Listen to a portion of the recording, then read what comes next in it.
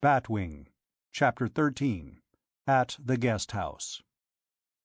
I presented myself at the guest house at 11:30.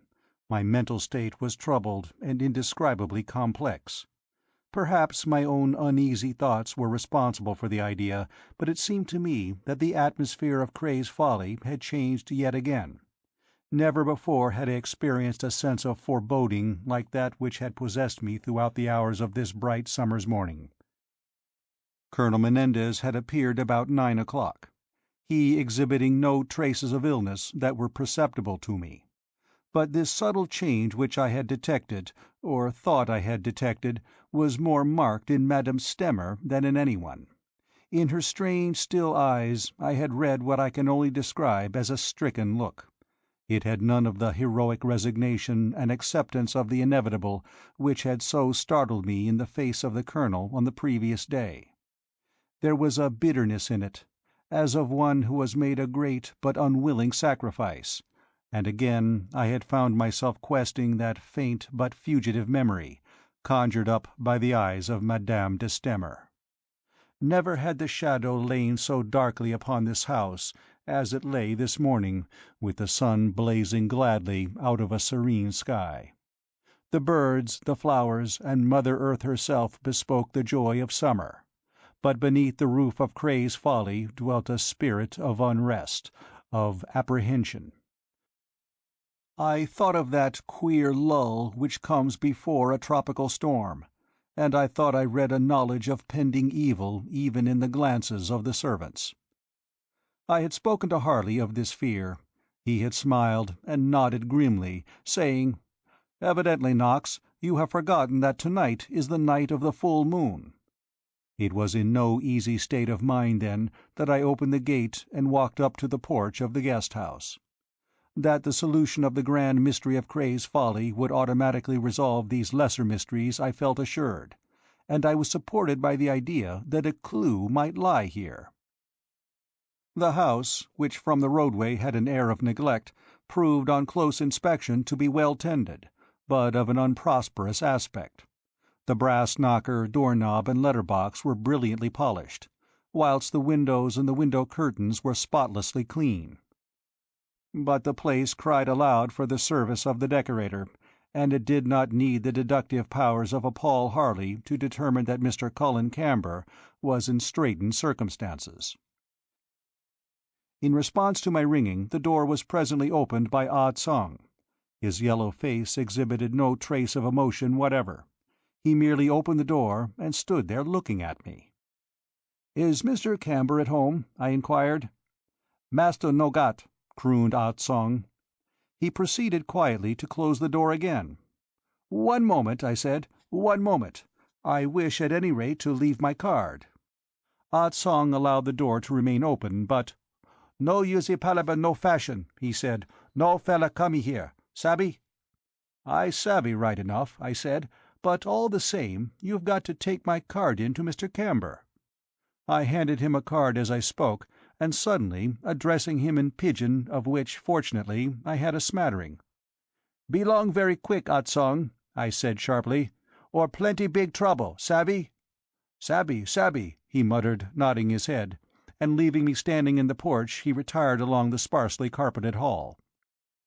This hall was very gloomily lighted, but I could see several pieces of massive old furniture and a number of bookcases, all looking incredibly untidy. Rather less than a minute elapsed, I suppose, when from some place at the farther end of the hallway Mr. Camber appeared in person. He wore a threadbare dressing-gown, the silken collar and cuffs of which were badly frayed. His hair was dishevelled, and palpably he had not shaved this morning. He was smoking a corncob pipe, and he slowly approached, glancing from the card which he held in his hand in my direction, and then back again at the card, with a curious sort of hesitancy. In spite of his untidy appearance, I could not fail to mark the dignity of his bearing, and the almost arrogant angle at which he held his head. "Mr. Malcolm Knox," he began, fixing his large eyes upon me with a look in which I could detect no sign of recognition. "I am advised that you desire to see me." "That is so, Mr. Camber. I replied cheerily. "I fear I have interrupted your work, but as no other opportunity may occur of renewing an acquaintance, which, for my part, I found extremely pleasant—" "Of renewing an acquaintance, you say, Mr. Knox?" "Yes." "Quite." He looked me up and down critically. "To be sure, we have met before, I understand?" "We met yesterday, Mr. Camber, you may recall. Having chanced to come across a contribution of yours of the Occult Review, I have availed myself of your invitation to drop in for a chat." His expression changed immediately, and the sombre eyes lighted up. "Ah, of course!" he cried. "You are a student of the Transcendental. Forgive my seeming rudeness, Mr. Knox, but indeed my memory is of the poorest. Pray come in, sir. Your visit is very welcome." He held the door wide open, and inclined his head in a gesture of curious old-world courtesy which was strange in so young a man. And congratulating myself upon the happy thought which had enabled me to win such instant favour, I presently found myself in a study which I despair of describing. In some respects it resembled the lumber-room of an antiquary, whilst in many particulars it corresponded to the interior of one of those second-hand bookshops which abound in the neighbourhood of Charing Cross Road. The shelves with which it was lined literally bulged with books, and there were books on the floor, books on the mantelpiece, and books, some open and some shut, some handsomely bound and some having the covers torn off, upon every table and nearly every chair in the place. Volume 7 of Burton's monumental Thousand Nights and a Night lay upon a littered desk before which I presumed Mr. Camber had been seated at the time of my arrival. Some wet vessel, probably a cup of tea or coffee, had at some time been set down upon the page at which this volume was open, for it was marked with a dark brown ring. A volume of Fraser's Golden Bough had been used as an ashtray, apparently, since the binding was burned in several places where cigarettes had been laid upon it. In this interesting, indeed unique apartment, East met West, unabashed by Kipling's dictum. Roman tear vases and Egyptian tomb offerings stood upon the same shelf as empty Bass bottles, and a hideous wooden idol from the South Sea Islands leered on eternally, unmoved by the presence upon its distorted head of a soft felt hat, made, I believe, in Philadelphia. Strange implements from early British barrows found themselves in the company of thuggy daggers. There were carved mammals' tusks and snake emblems from the Yucatan. Against a Chinese ivory model of the Temple of 10,000 Buddhas rested a Coptic crucifix made from a twig of the holy rose tree. Across an ancient Spanish coffer was thrown a Persian rug into which had been woven the monogram of Shah Jahan and a text from the Koran. It was easy to see that Mr. Cullen Camber's studies must have imposed a severe strain upon his purse. "Sit down, Mr. Knox, sit down," he said, sweeping a vellum-bound volume of Eliphas Levi from a chair and pushing the chair forward. "The visit of a fellow student is a rare pleasure for me, and you find me, sir—" He seated himself in a curious carved chair which stood before the desk. "You find me engaged upon inquiries, the result of which will constitute chapter 42 of my present book. Pray glance at the contents of this little box." He placed in my hands a small box of dark wood, evidently of great age. It contained what looked like a number of shriveled beans. Having glanced at it curiously, I returned it to him, shaking my head blankly. "You are puzzled?" he said, with a kind of boyish triumph which lighted up his face, which rejuvenated him and gave me a glimpse of another man.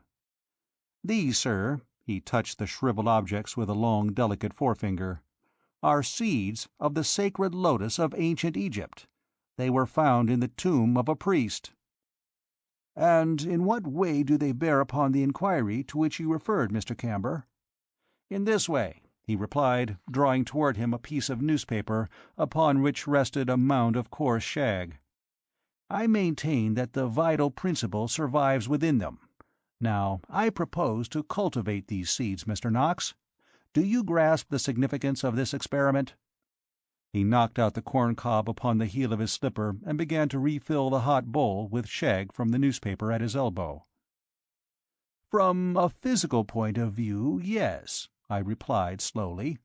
"But I should not have supposed such an experiment to come within the scope of your own particular activities, Mr. Camber." "Ah," he returned triumphantly, at the same time stuffing tobacco into the bowl of the corn-cob. "It is for this very reason that Chapter 42 of my book must prove to be the hub of the whole, and the whole, Mr. Knox, I am egotist enough to believe, shall establish a new focus for thought, an intellectual Rome bestriding and uniting the 7 hills of unbelief." He lighted his pipe and stared at me complacently. Whilst I had greatly revised my first estimate of the man, my revisions had been all in his favour. Respecting his genius, my first impression was confirmed. That he was ahead of his generation, perhaps a new Galileo, I was prepared to believe. He had a pride of bearing which I think was partly racial, but which in part too was the insignia of intellectual superiority. He stood above the commonplace, caring little for the views of those around and beneath him. From vanity he was utterly free. His was strangely like the egotism of true genius. "Now, sir," he continued, puffing furiously at his corn-cob, "I observed you glancing a moment ago at this volume of the Golden Bough." He pointed to the scarred book which I have already mentioned. "It is a work of profound scholarship. But having perused its hundreds of pages, what has the student learned? Does he know why the 26th chapter of the Book of the Dead was written upon lapis lazuli, the 27th upon felspar, the 29th upon cornelian, and the 30th upon serpentine? He does not. Having studied Part 4, has he learned the secret of why Osiris was a black god, although he typified the sun? Has he learned why modern Christianity is losing its hold upon the nations, whilst Buddhism, so called, counts its disciples by millions? He has not. This is because the scholar is rarely the seer." "I quite agree with you," I said, thinking that I detected the drift of his argument. "Very well," said he. "I am an American citizen, Mr. Knox, which is tantamount to stating that I belong to the greatest community of traders which has appeared since the Phoenicians overran the then known world. America has not produced the mystic, yet Judea produced the founder of Christianity, and Gautama Buddha, born of a royal line, established the creed of human equity. In what way did these magicians, for a miracle worker is nothing but a magician, differ from ordinary men? In one respect only: they had learned to control that force which we have today termed will." As he spoke those words, Colin Camber directed upon me a glance from his luminous eyes which frankly thrilled me. The bemused figure of the Lavender Arms was forgotten. I perceived before me a man of power, a man of extraordinary knowledge and intellectual daring. His voice, which was very beautiful, together with his glance, held me enthralled. "What we call will," he continued, "is what the ancient Egyptians called ku. It is not mental. It is a property of the soul. At this point, Mr. Knox, I depart from the laws generally accepted by my contemporaries. I shall presently propose to you that the eye of the divine architect literally watches every creature upon the earth." "Literally?" "Literally, Mr. Knox. We need no images, no idols, no paintings. All power, all light comes from one source. That source is the sun. The sun controls will, and the will is the soul. If there were a cavern in the earth so deep that the sun could never reach it, and if it were possible for a child to be born in that cavern, do you know what that child would be?" "Almost certainly blind," I replied, "beyond which my imagination fails me." "Then I will inform you, Mr. Knox. It would be a demon." "What?" I cried, and was momentarily touched with the fear that this was a brilliant madman. "Listen," he said, and pointed with the stem of his pipe. Why in all ancient creeds is Hades depicted as below? For the simple reason that could such a spot exist and be inhabited, it must be sunless. Then it could only be inhabited by devils. And what are devils but creatures without souls? You mean that a child born beyond reach of the sun's influence would have no soul? Such is my meaning, Mr. Knox. Do you begin to see the importance of my experiment with the lotus seeds? I shook my head slowly, whereupon, laying his corncob upon the desk, Colin Camber burst into a fit of boyish laughter, which seemed to rejuvenate him again, which wiped out the image of the magus completely, and only left before me a very human student of strange subjects, and withal a fascinating companion. "I fear, sir," he said presently, "that my steps have led me farther into the wilderness than it has been your fate to penetrate. The whole secret of the universe is contained in the words day and night, darkness and light. I have studied both the light and the darkness, deliberately and without fear. A new age is about to dawn, sir, and a new age requires new beliefs, new truths." "Were you ever in the country of the Hill Dyaks?" This abrupt question rather startled me, but— "You refer to the Borneo Hill country?" "Precisely." "No, I was never there." "Then this little magical implement will be new to you," said he. Standing up, he crossed to a cabinet littered untidily with all sorts of strange-looking objects, carved bones, queer little inlaid boxes, images, untidy manuscripts, and what not. He took up what looked like a very ungainly tobacco pipe, made of some rich brown wood, and handing it to me, "Examine this, Mr. Knox," he said with the boyish smile of triumph returning again to his face. I did as he requested, and made no discovery of note. The thing clearly was not intended for a pipe. The stem was soiled, and moreover there was carving inside the bowl, so that presently I returned it to him, shaking my head. "Unless one should be informed of the properties of this little instrument," he declared, "discovery by experiment is improbable. Now note." He struck the hollow of the bowl upon the palm of his hand, and it delivered a high, bell-like note which lingered curiously. Then, "Note again." He made a short striking motion with the thing, similar to that which one would employ who had designed to jerk something out of the bowl. And at the very spot on the floor where any object contained in the bowl would have fallen came a reprise of the bell note.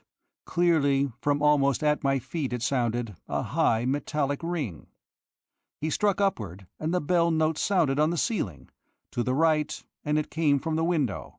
In my direction, and the tiny bell seemed to ring beside my ear. I will honestly admit that I was startled, but— "Dyak magic," said Colin Camber. "One of nature's secrets not yet discovered by conventional Western science. It was known to the Egyptian priesthood, of course, hence the vocal memnon. It was known to Madame Blavatsky, who employed an astral bell, and it is known to me." He returned the little instrument to its place upon the cabinet. "I wonder if the fact will strike you as significant," said he, "that the note which you have just heard can only be produced between sunrise and sunset."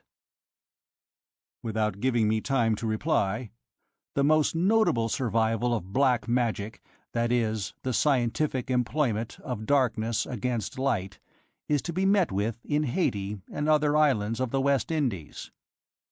"You are referring to voodooism?" I said slowly. He nodded, replacing his pipe between his teeth. "A subject, Mr. Knox, which I investigated exhaustively some years ago."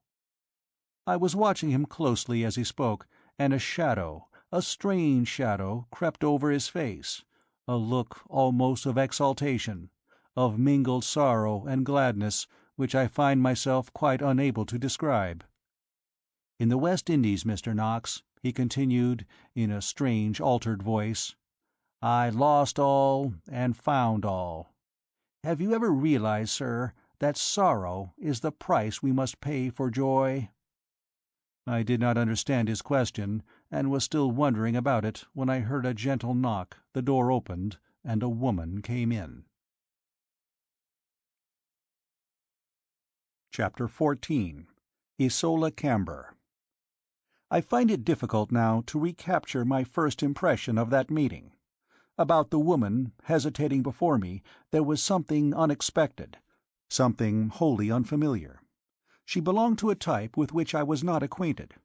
Nor was it wonderful that she should strike me in this fashion, since my wanderings, although fairly extensive, had never included the West Indies, nor had I been to Spain. And this girl, I could have sworn that she was under 20, was one of those rare beauties, a golden Spaniard. That she was not purely Spanish I learned later. She was small and girlishly slight, with slender ankles and exquisite little feet. Indeed, I think she had the tiniest feet of any woman I had ever met. She wore a sort of white pinafore over her dress, and her arms, which were bare because of the short sleeves of her frock, were of a childlike roundness, whilst her creamy skin was touched with a faint tinge of bronze, as though, I remember thinking, it had absorbed and retained something of the southern sunshine. She had the swaying carriage which usually belongs to a tall woman, and her head and neck were Grecian in poise. Her hair, which was of a curious dull gold colour, presented a mass of thick, tight curls, and her beauty was of that unusual character which makes a Cleopatra a subject of deathless debate. What I mean to say is this. Whilst no man could have denied, for instance, that Val Beverley was a charmingly pretty woman, 9 critics out of 10 must have failed to classify this golden Spaniard correctly or justly. Her complexion was peach-like in the Oriental sense, that strange hint of gold underlying the delicate skin, and her dark blue eyes were shaded by really wonderful silken lashes. Emotion had the effect of enlarging the pupils, a phenomenon rarely met with, so that now as she entered the room and found a stranger present they seemed to be rather black than blue.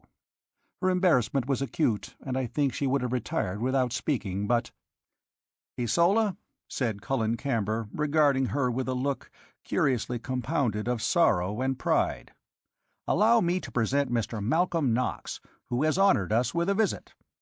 He turned to me. "Mr. Knox," he said, "it gives me great pleasure that you should meet my wife." Perhaps I had expected this, indeed subconsciously. I think I had. Nevertheless, at the words "my wife" I felt that I started. The analogy with Edgar Allan Poe was complete. As Mrs. Camber extended her hand with a sort of appealing timidity, it appeared to me that she felt herself to be intruding. The expression in her beautiful eyes when she glanced at her husband could only be described as one of adoration, and whilst it was impossible to doubt his love for her, I wondered if his colossal egotism were capable of stooping to affection. I wondered if he knew how to tend and protect this delicate Southern girl wife of his. Remembering the episode of the Lavender Arms, I felt justified in doubting her happiness, and in this I saw an explanation of the mingled sorrow and pride with which Colin Camber regarded her. It might be betoken recognition of his own shortcomings as a husband. "How nice of you to come and see us, Mr. Knox," she said. She spoke in a faintly husky manner which was curiously attractive, although lacking the deep, vibrant tones of Madame de Stamer's memorable voice. Her English was imperfect, but her accent good. "Your husband has been carrying me to enchanted lands, Mrs. Camber," I replied. "I have never known a morning to pass so quickly." "Oh," she replied, and laughed with a childish glee which I was glad to witness. "Did he tell you all about the book which was going to make the world good? Did he tell you it will make us rich as well?"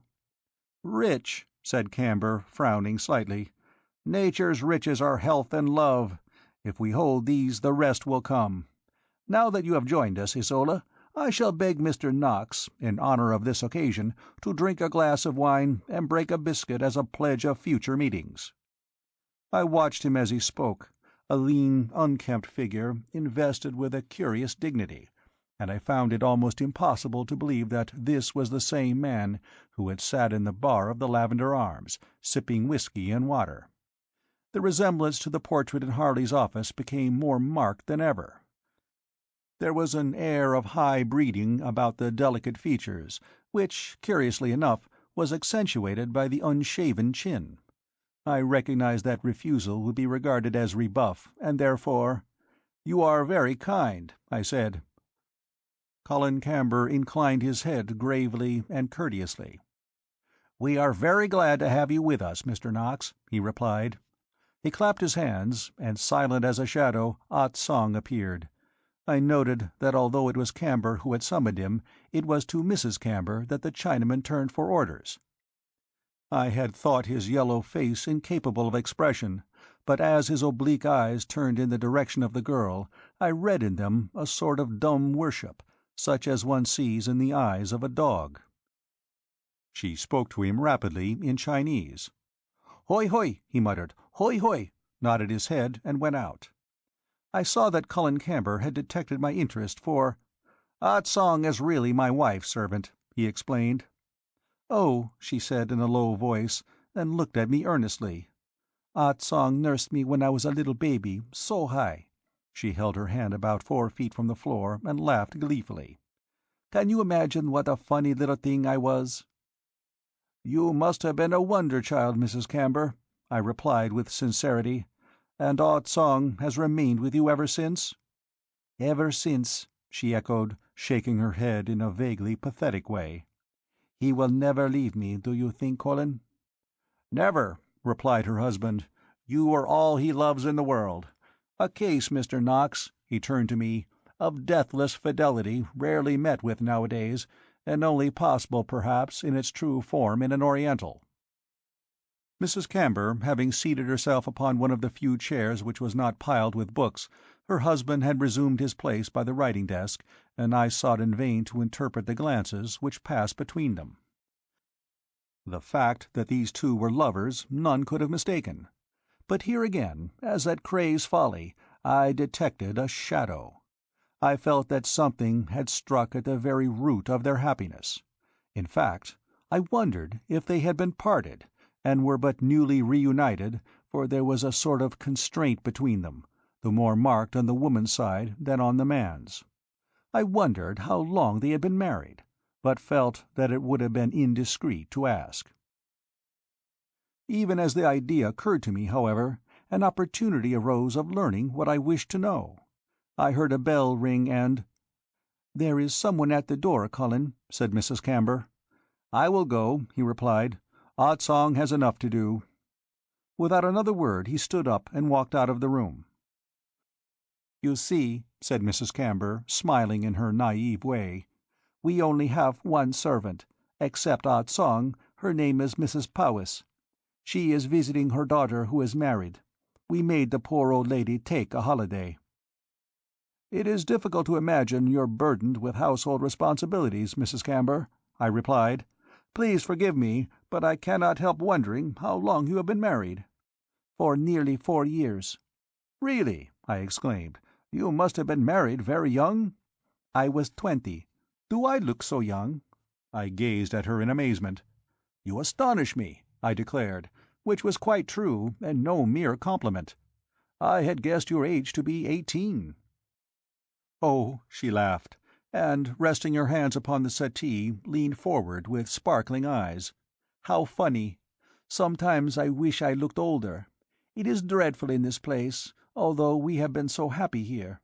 At all the shops they look at me so funny, so I always send Mrs. Powis now." "You are really quite wonderful," I said. "You are Spanish, are you not, Mrs. Camber?"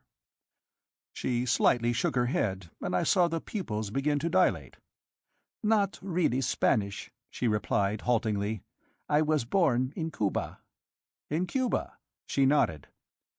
"Then it was in Cuba that you met Mr. Camber?" She nodded again, watching me intently. "It is strange that a Virginian should settle in Surrey." "Yes?" she murmured. "You think so? But really it is not strange at all. Colin's people are so proud, so proud. Do you know what they are like, those Virginians? Oh, I hate them." "You hate them?" "No, I cannot hate them, for he is one. But he will never go back." "Why should he never go back, Mrs. Camber?" "Because of me." "You mean that you do not wish to settle in America?" "I could not where he comes from. They would not have me." Her eyes grew misty, and she quickly lowered her lashes. "Would not have you?" I exclaimed. "I don't understand." "No," she said, and smiled up at me very gravely. "It is simple. I am a Cuban, one, as they say, of an inferior race, and of mixed blood." She shook her golden head as if to dismiss the subject, and stood up, as Camber entered, followed by Ah Tsong bearing a tray of refreshments. Of the ensuing conversation I remember nothing.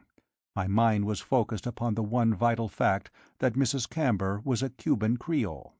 Dimly I felt that here was the missing link for which Paul Harley was groping. For it was in Cuba that Cullen Camber had met his wife. It was from Cuba that the menace of Batwing came. What could it mean? Surely it was more than a coincidence that these two families, both associated with the West Indies, should reside within sight of one another in the Surrey hills. Yet if it were the result of design, the design must go on the part of Colonel Menendez, since the Cambers had occupied the guest-house before he had leased Cray's Folly. I know not if I betrayed my absent-mindedness during the time that I was struggling vainly with these maddening problems, but presently, Mrs. Camber having departed about her household duties, I found myself walking down the garden with her husband. "This is the summer house of which I was speaking, Mr. Knox," he said, and I regret to state that I retain no impression of his having previously mentioned the subject. "During the time that Sir James Appleton resided at Cray's Folly, I worked here regularly in the summer months. It was Sir James, of course, who laid out the greater part of the gardens, and who rescued the property from the state of decay into which it had fallen." I roused myself from the profitless reverie in which I had become lost. We were standing before a sort of arbour which marked the end of the grounds of the guest-house. It overhung the edge of a miniature ravine, in which, over a pebbly course, a little stream pursued its way down the valley to feed the lake in the grounds of Cray's Folly. From this vantage point I could see the greater part of Colonel Menendez's residence. I had an unobstructed view of the tower and of the Tudor garden. "I abandoned my workshop," pursued Cullen Camber, "when the new tenant took up his residence. I work now in the room in which you found me this morning." He sighed, and turning abruptly, led the way back to the house, holding himself very erect, and presenting a queer figure in his threadbare dressing-gown. It was now a perfect summer's day, and I commented upon the beauty of the old garden, which in places was bordered by a crumbling wall. "Yes, a quaint old spot," said Camber. "I thought at one time, because of the name of the house, that it might have been part of a monastery or convent. This was not the case, however. It derives its name from a certain Sir Jasper Guest, who flourished, I believe, under King Charles of merry memory." "Nevertheless," I added, "the guest-house is a charming survival of more spacious days." "True," returned Cullen Camber gravely. "Here it is possible to lead one's own life, away from the noisy world." He sighed again wearily. "Yes, I shall regret leaving the guest-house." "What? You are leaving?" "I am leaving as soon as I can find another residence, suited both to my requirements and to my slender purse. But these domestic affairs can be of no possible interest to you. I take it, Mr. Knox, that you will grant my wife and myself the pleasure of your company at lunch?" "Many thanks," I replied, "but really I must return to Cray's Folly." As I spoke the words I had moved a little ahead at a point where the path was overgrown by a rose-bush, for the garden was somewhat neglected. "You will quite understand," I said, and turned. Never can I forget the spectacle which I beheld. Cullen Camber's peculiarly pale complexion had assumed a truly ghastly pallor, and he stood with tightly clenched hands, glaring at me almost insanely. "Mr. Camber," I cried with concern, "are you unwell?" He moistened his dry lips and— "You are returning to Cray's Folly?" he said, speaking, it seemed, with difficulty. "I am, sir. I am staying with Colonel Menendez." "Ah!" He clutched the collar of his pajama jacket and wrenched so strongly that the button was torn off. His passion was incredible, insane. The power of speech had almost left him. "You are a guest of Devil Menendez?" he whispered, and the speaking of the name seemed almost to choke him. "Of Devil Menendez. You are a spy. You have stolen my hospitality. You have obtained access to my house under false pretenses. God, if I had known—" "Mr. Camber," I said sternly, and realized that I too had clenched my fists, for the man's language was grossly insulting. "You forget yourself." "Perhaps I do," he muttered thickly. "And therefore," he raised a quivering forefinger, "go. If you have any spark of compassion in your breast, go. Leave my house." Nostrils dilated, he stood with that quivering finger outstretched, and now, having become as speechless as he, I turned and walked rapidly up to the house. "Ah Tsong! Ah Tsong!" came a cry from behind me in tones which I can only describe as hysterical. "Mr. Knox's hat and stick! Quickly!" As I walked in past the study door, the Chinaman came to meet me, holding my hat and cane. I took them from him without a word, and the door being held open by Ah Tsong, walked out onto the road. My heart was beating rapidly. I did not know what to think nor what to do. This ignominious dismissal afforded an experience new to me. I was humiliated, mortified, but above all wildly angry. How far I had gone on my homeward journey I cannot say, when the sound of quickly pattering footsteps intruded upon my wild reverie. I stopped, turned, and there was Ah Tsong almost at my heels. "Bling a chit from Lily Missy," he said, and held out the note toward me. I hesitated, glaring at him in a way that must have been very unpleasant, but recovering myself, I tore open the envelope and read the following note, written in pencil and very shakily. "Mr. Knox, please forgive him. If you knew what we have suffered from Senor Don Juan Menendez, I know you would forgive him. Please, for my sake. Isola Camber." The Chinaman was watching me, that strange, pathetic expression in his eyes, and— "Tell your mistress that I quite understand, and will write to her," I said. "Hoi hoi!" Ah Tsong turned and ran swiftly off, as I pursued my way back to Cray's Folly, in a mood which I shall not attempt to describe. Chapter 15. Unrest. I sat in Paul Harley's room.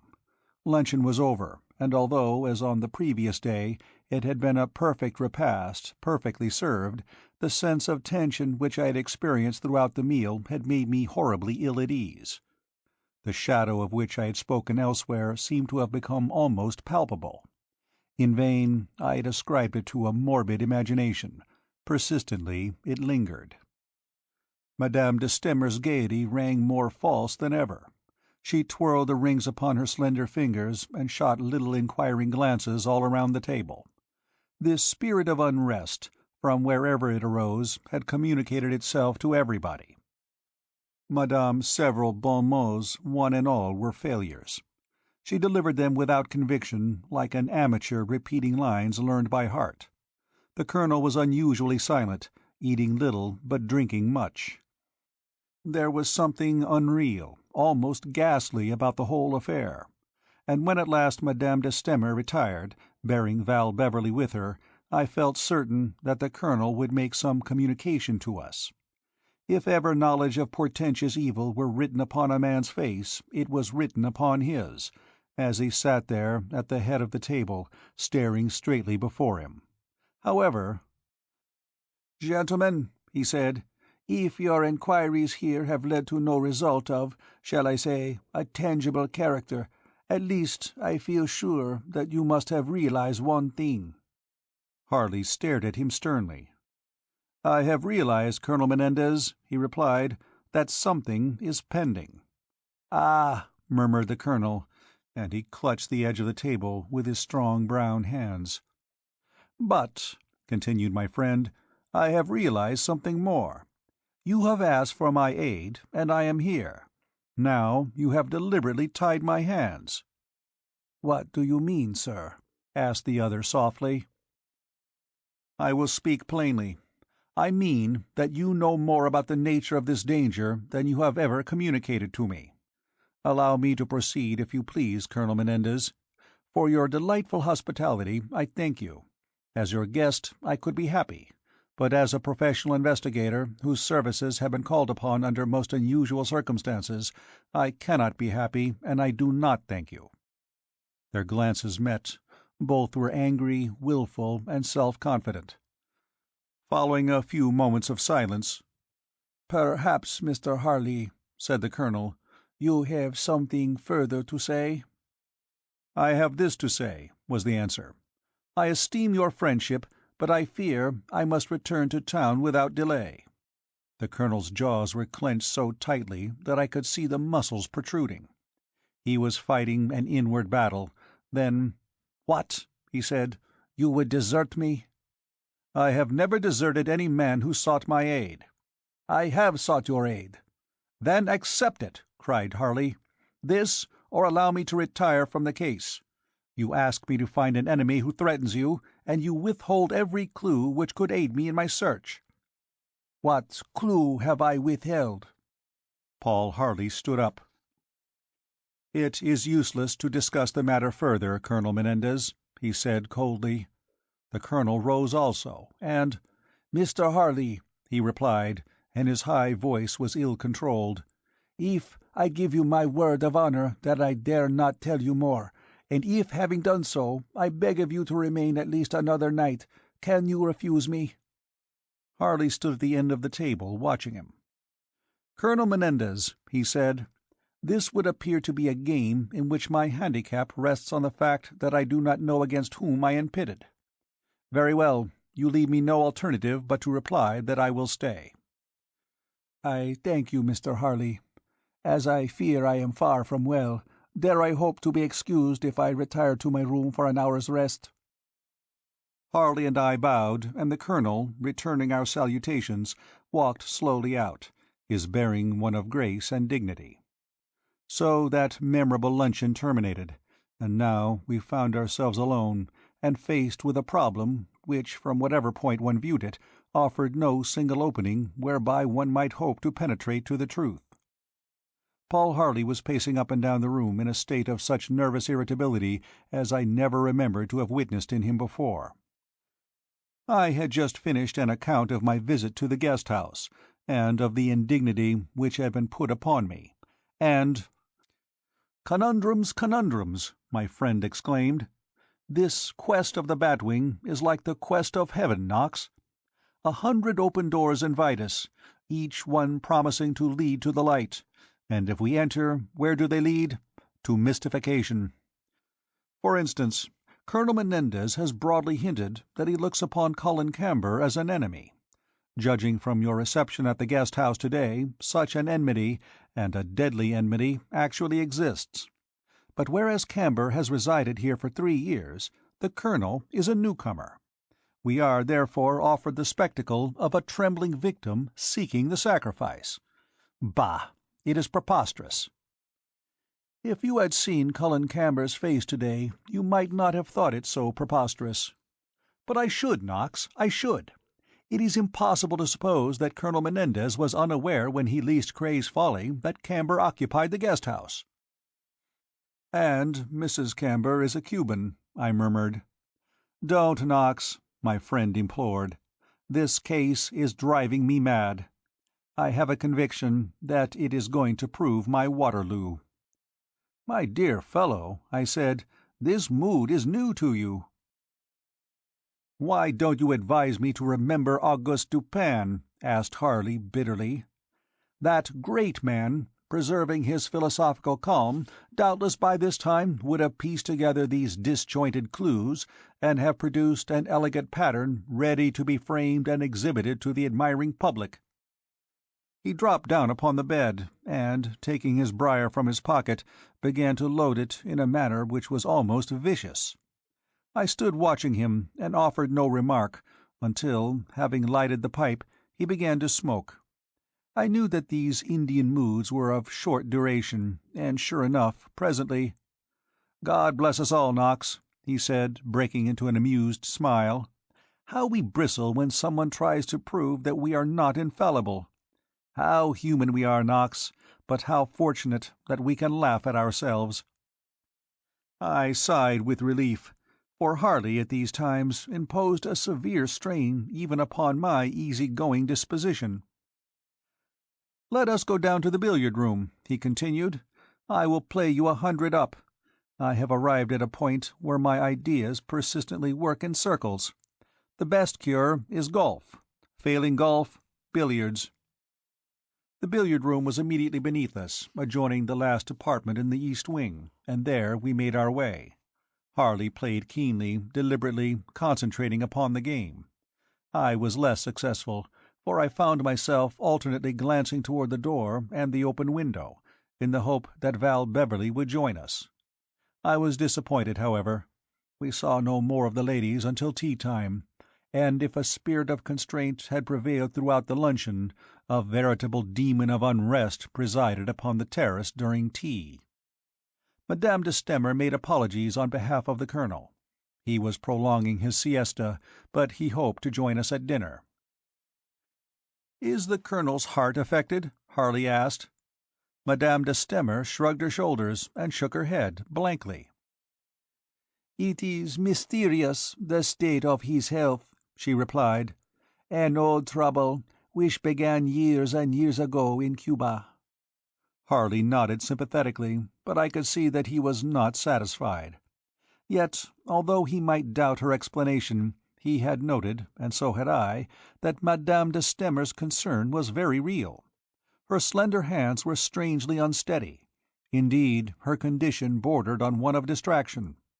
Harley concealed his thoughts, whatever they may have been, beneath that mask of reserve which I knew so well, whilst I endeavoured in vain to draw Val Beverley into conversation with me. I gathered that Madame de Stamer had been to visit the invalid, and that she was all anxiety to return was a fact she was wholly unable to conceal. There was a tired look in her still eyes, as though she had undertaken a task beyond her powers to perform, and so unnatural a quartet were we that when presently she withdrew I was glad, although she took Val Beverley with her. Paul Harley resumed his seat, staring at me with unseeing eyes. A sound reached us through the drawing-room which told us that Madame de Stamer's chair was being taken upstairs, a task always performed when Madame desired to visit the upper floors by Manuel and Pedro's daughter Nita, who acted as Madame's maid. These sounds died away, and I thought how silent everything had become. Even the birds were still, and presently, my eye being attracted to a black speck in the sky above, I learned why the feathered choir was mute. A hawk was hovering loftily overhead. Noting my upward glance, Paul Harley also raised his eyes. "Ah," he murmured, "a hawk. All the birds are cowering in their nests. Nature is a cruel mistress, Knox." End of chapter 15.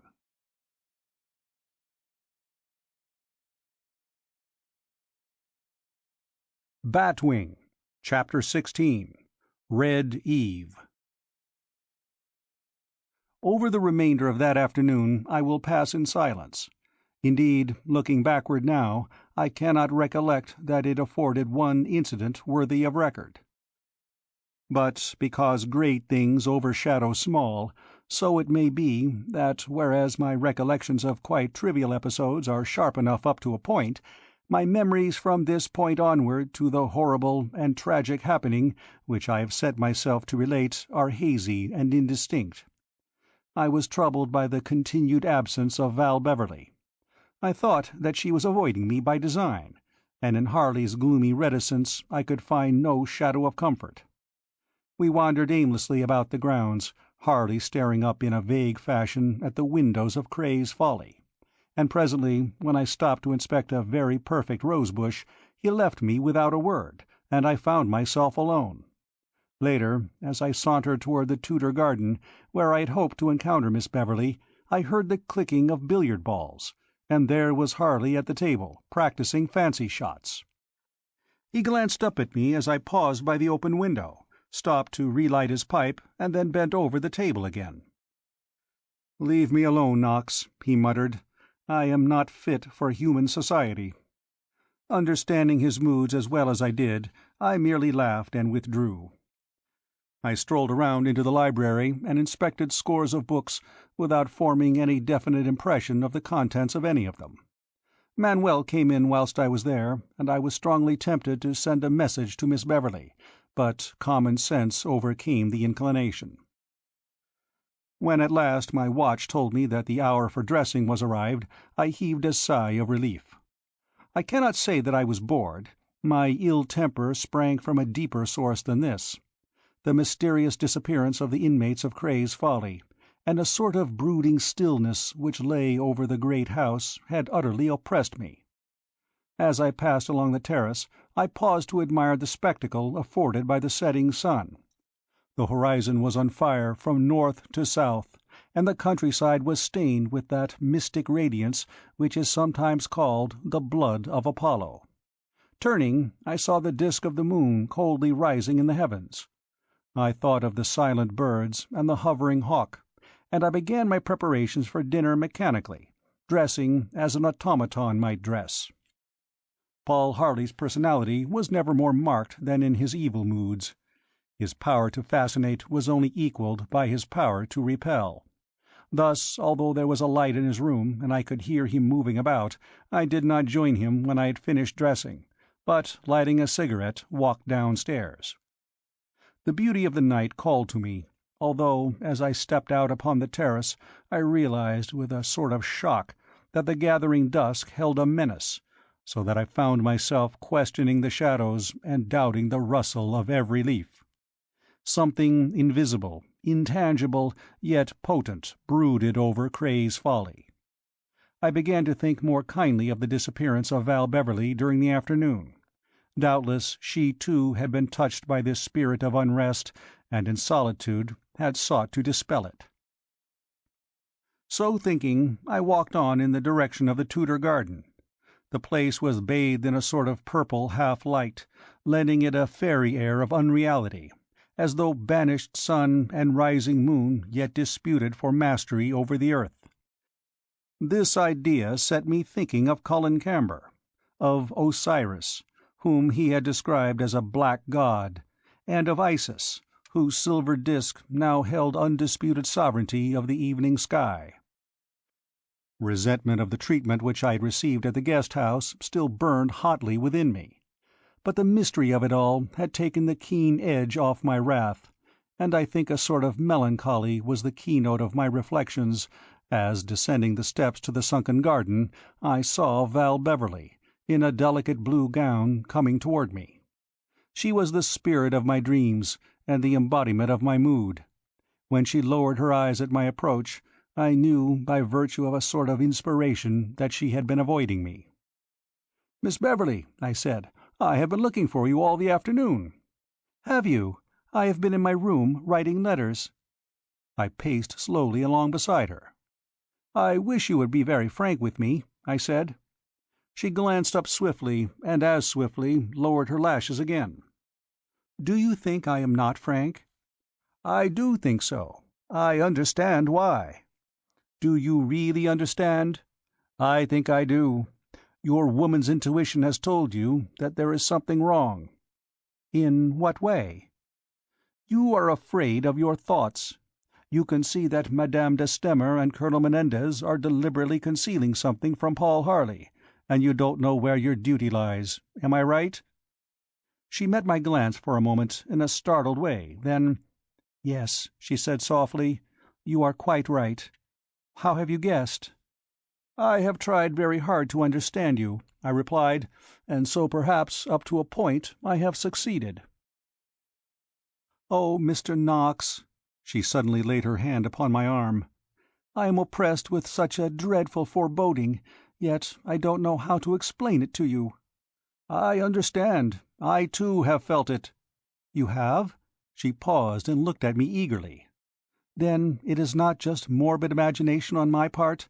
If only I knew what to do, what to believe. Really, I am bewildered. I have just left Madame de Stamer." "Yes," I said, for she had paused in evident doubt.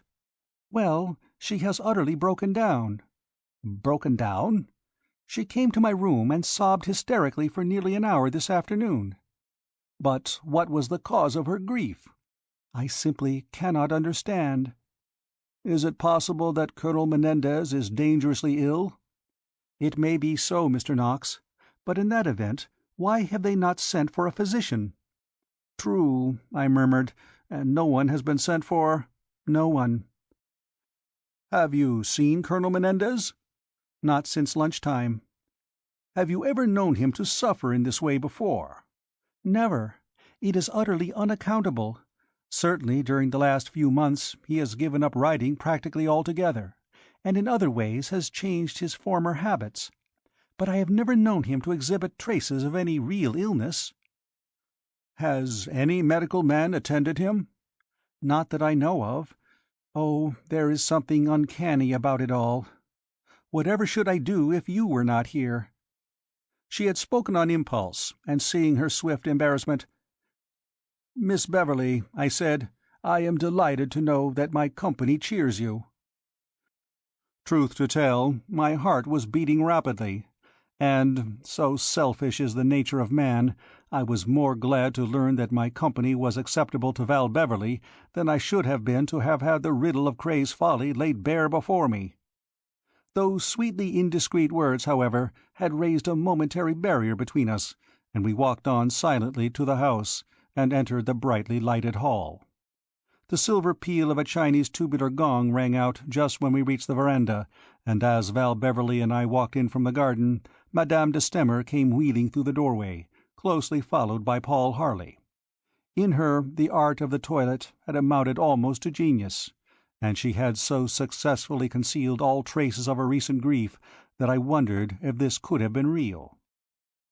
"My dear Mr. Knox," she cried, "I seem to be fated always to apologize for other people.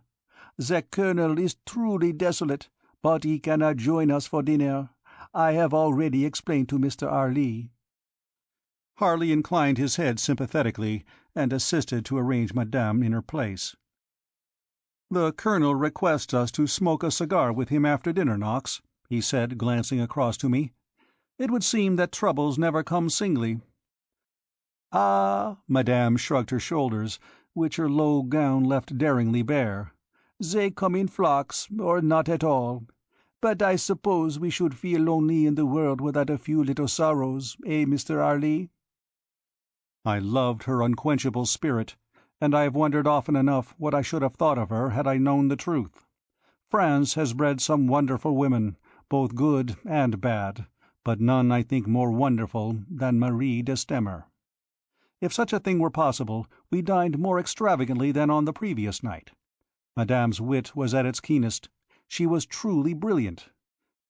Pedro, from the big buffet at the end of the room, supervised this feast of Lucullus, and except for odd moments of silence in which Madame seemed to be listening for some distant sound, there was nothing, I think, which could have told a casual observer that a black cloud rested upon the house.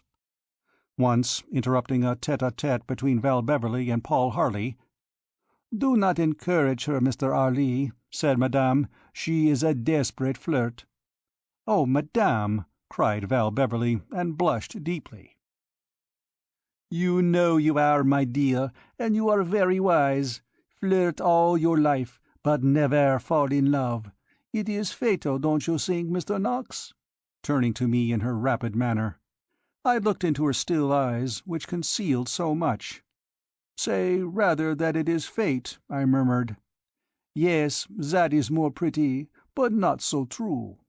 If I could live my life again, Mr. Knox," he said, for she sometimes used the French and sometimes the English mode of address, "I should build a stone wall around my heart. It could peep over, but no one could ever reach it." Oddly enough, then, as it seems to me now, the spirit of unrest seemed almost to depart for a while, and in the company of the vivacious Frenchwoman time passed very quickly, up to the moment when Harley and I walked slowly upstairs to join the Colonel. During the latter part of dinner an idea had presented itself to me which I was anxious to mention to Harley, and— "Harley," I said, "an explanation of the Colonel's absence has occurred to me."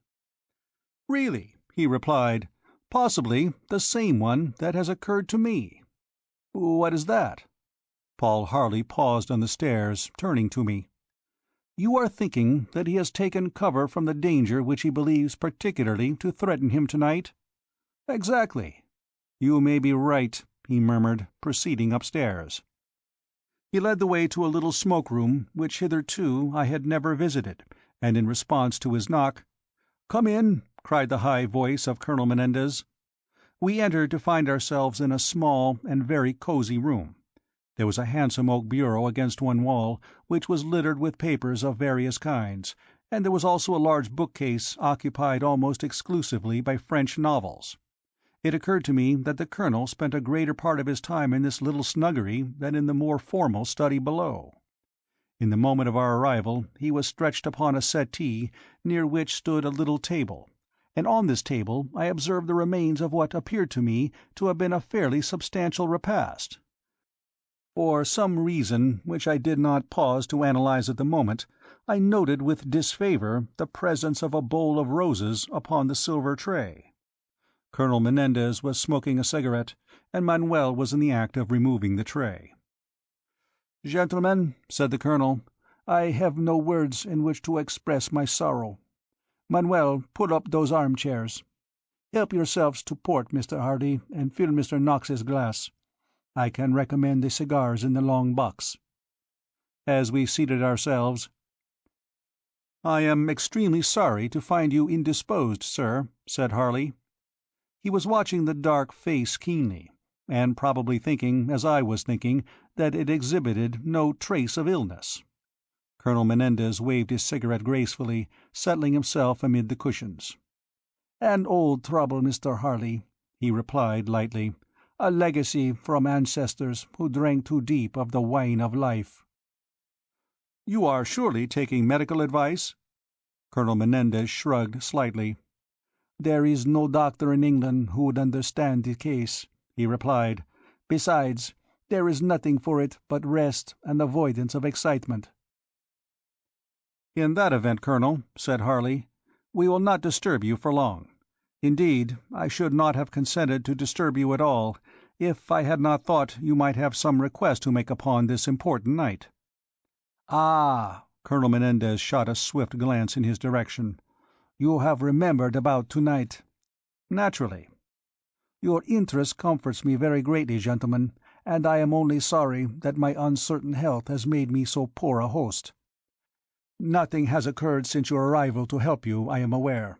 Not that I am anxious for any new activity on the part of my enemies, but almost anything which should end this deathly suspense would be welcome." He spoke the final words with a peculiar intonation. I saw Harley watching him closely. "However," he continued, "everything is in the hands of fate, and if your visit should prove futile, I can only apologize for having interrupted your original plans. Respecting tonight," he shrugged, "what can I say?" "Nothing has occurred?" asked Harley slowly. "Nothing fresh, I mean, to indicate that the danger which you apprehend may really culminate tonight?" "Nothing fresh, Mr. Harley, unless you yourself have observed anything." "Ah," murmured Paul Harley, "let us hope that the threat will never be fulfilled." Colonel Menendez inclined his head gravely. "Let us hope so," he said. On the whole, he was curiously subdued. He was most solicitous for our comfort, and his exquisite courtesy had never been more marked. I often think of him now, his big but graceful figure reclining upon the settee, whilst he skilfully rolled his eternal cigarettes and chatted in that peculiar, light voice. Before the memory of Colonel Don Juan Sarmiento Menendez I sometimes stand appalled. If his Maker had but endowed him with other qualities of mind and heart equal to his magnificent courage, then truly he had been a great man. Chapter 17. Night of the Full Moon. I stood at Harley's open window, looking down in the Tudor garden. The moon, like a silver mirror, hung in a cloudless sky. Over an hour had elapsed since I had heard Pedro making his nightly rounds. Nothing whatever of an unusual nature had occurred, and although Harley and I had listened for any sound of nocturnal footsteps, our vigilance had passed unrewarded. Harley, unrolling the Chinese ladder, had set out upon a secret tour of the grounds, warning me that it must be a long business, since the brilliance of the moonlight rendered it necessary that he should make a wide detour, in order to avoid possible observation from the windows. I had wished to join him, but I counted most important that one of us should remain in the house, he had replied. As a result, there was I at the open window, questioning the shadows to right and left of me, and every moment expecting to see Harley reappear. I wondered what discoveries he would make. It would not have surprised me to learn that there were lights in many windows of Cray's Folly tonight. Although, when we had rejoined the ladies for half an hour after leaving Colonel Menendez's room, there had been no overt reference to the menace overhanging the house, yet, as we separated for the night, I had detected again in Val Beverley's eyes that look of repressed fear. Indeed, she was palpably disinclined to retire, but was carried off by the masterful Madame, who declared that she looked tired. I wondered now, as I gazed down into the moon-bathed gardens, if Harley and I were the only wakeful members of the household at that hour. I should have been prepared to wager that there were others. I thought of the strange footsteps which so often passed Miss Beverley's room, and I discovered this thought to be an uncomfortable one. Normally I was sceptical enough, but on this night of the full moon, as I stood there at the window, the horrors which Colonel Menendez had related to us grew very real in my eyes, and I thought that the mysteries of voodoo might conceal strange and ghastly truths. The scientific employment of darkness against light. Colonel Camber's words leapt unbidden to my mind, and, such is the magic of moonlight, they became invested with a new and deeper significance. Strange that theories which one rejects whilst the sun is shining should assume a spectral shape in the light of the moon. Such were my musings, when suddenly I heard a faint sound as of footsteps crunching upon gravel. I leaned farther out of the window, listening intently. I could not believe that Harley would be guilty of such an indiscretion as this, yet who else could be walking upon the path below? As I watched, craning from the window, a tall figure appeared, and slowly crossing the gravel path, descended the moss-grown steps to the Tudor garden. It was Colonel Menendez. He was bare-headed, but fully dressed, as I had seen him in the smoking-room, and not yet grasping the portent of his appearance at that hour, but merely wondering why he had not yet retired, I continued to watch him. As I did so, something in his gait, something unnatural in his movements, caught hold of my mind with a sudden great conviction. He had reached the path which had led to the sundial, and with short, queer, ataxic steps was proceeding in its direction, a striking figure in the brilliant moonlight, which touched his grey hair with a silvery sheen. His unnatural, automatic movements told their own story. He was walking in his sleep. Could it be in obedience to the call of Macumbo? My throat grew dry, and I knew not how to act. Unwillingly, it seemed, with ever-halting steps, the figure moved onward. I could see that his fists were tightly clenched, and that he held his head rigidly upright.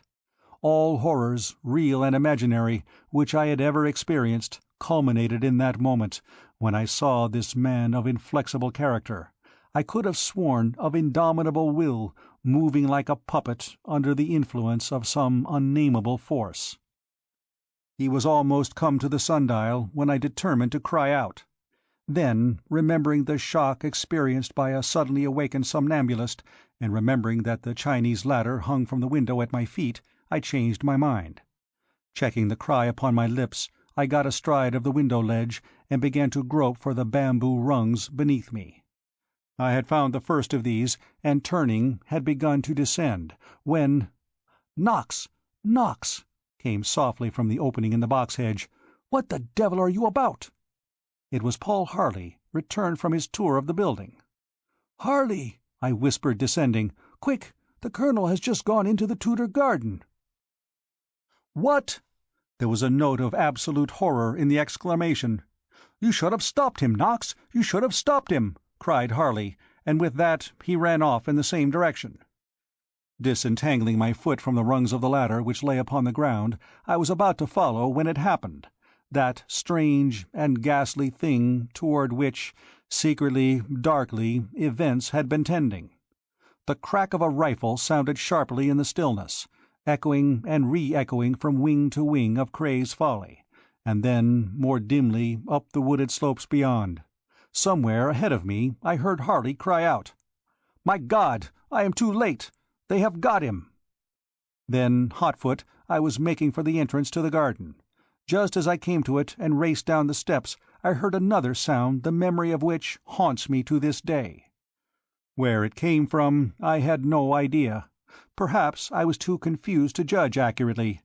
It might have come from the house, or from the slopes beyond the house, but it was a sort of shrill, choking laugh, and it set the ultimate touch of horror upon a scene macabre, which, even as I write of it, seems unreal to me. I ran up the path to where Harley was kneeling beside the sundial. Analysis of my emotions at this moment were futile. I can only say that I had come to a state of stupefaction. Face downward on the grass, arms outstretched and fists clenched, lay Colonel Menendez. I think I saw him move convulsively, but as I gained his side Harley looked up at me, and beneath the tan, which he never lost, his face had grown pale. He spoke through clenched teeth. "Merciful God," he said, "he is shot through the head." One glance I gave at the ghastly wound in the base of the Colonel's skull, and then swayed backward in a sort of nausea. To see a man die in the heat of battle, a man one has known and called friend, is strange and terrible. Here, in this moon-bathed Tudor garden, it was a horror almost beyond my powers to endure. Paul Harley, without touching the prone figure, stood up. Indeed, no examination of the victim was necessary.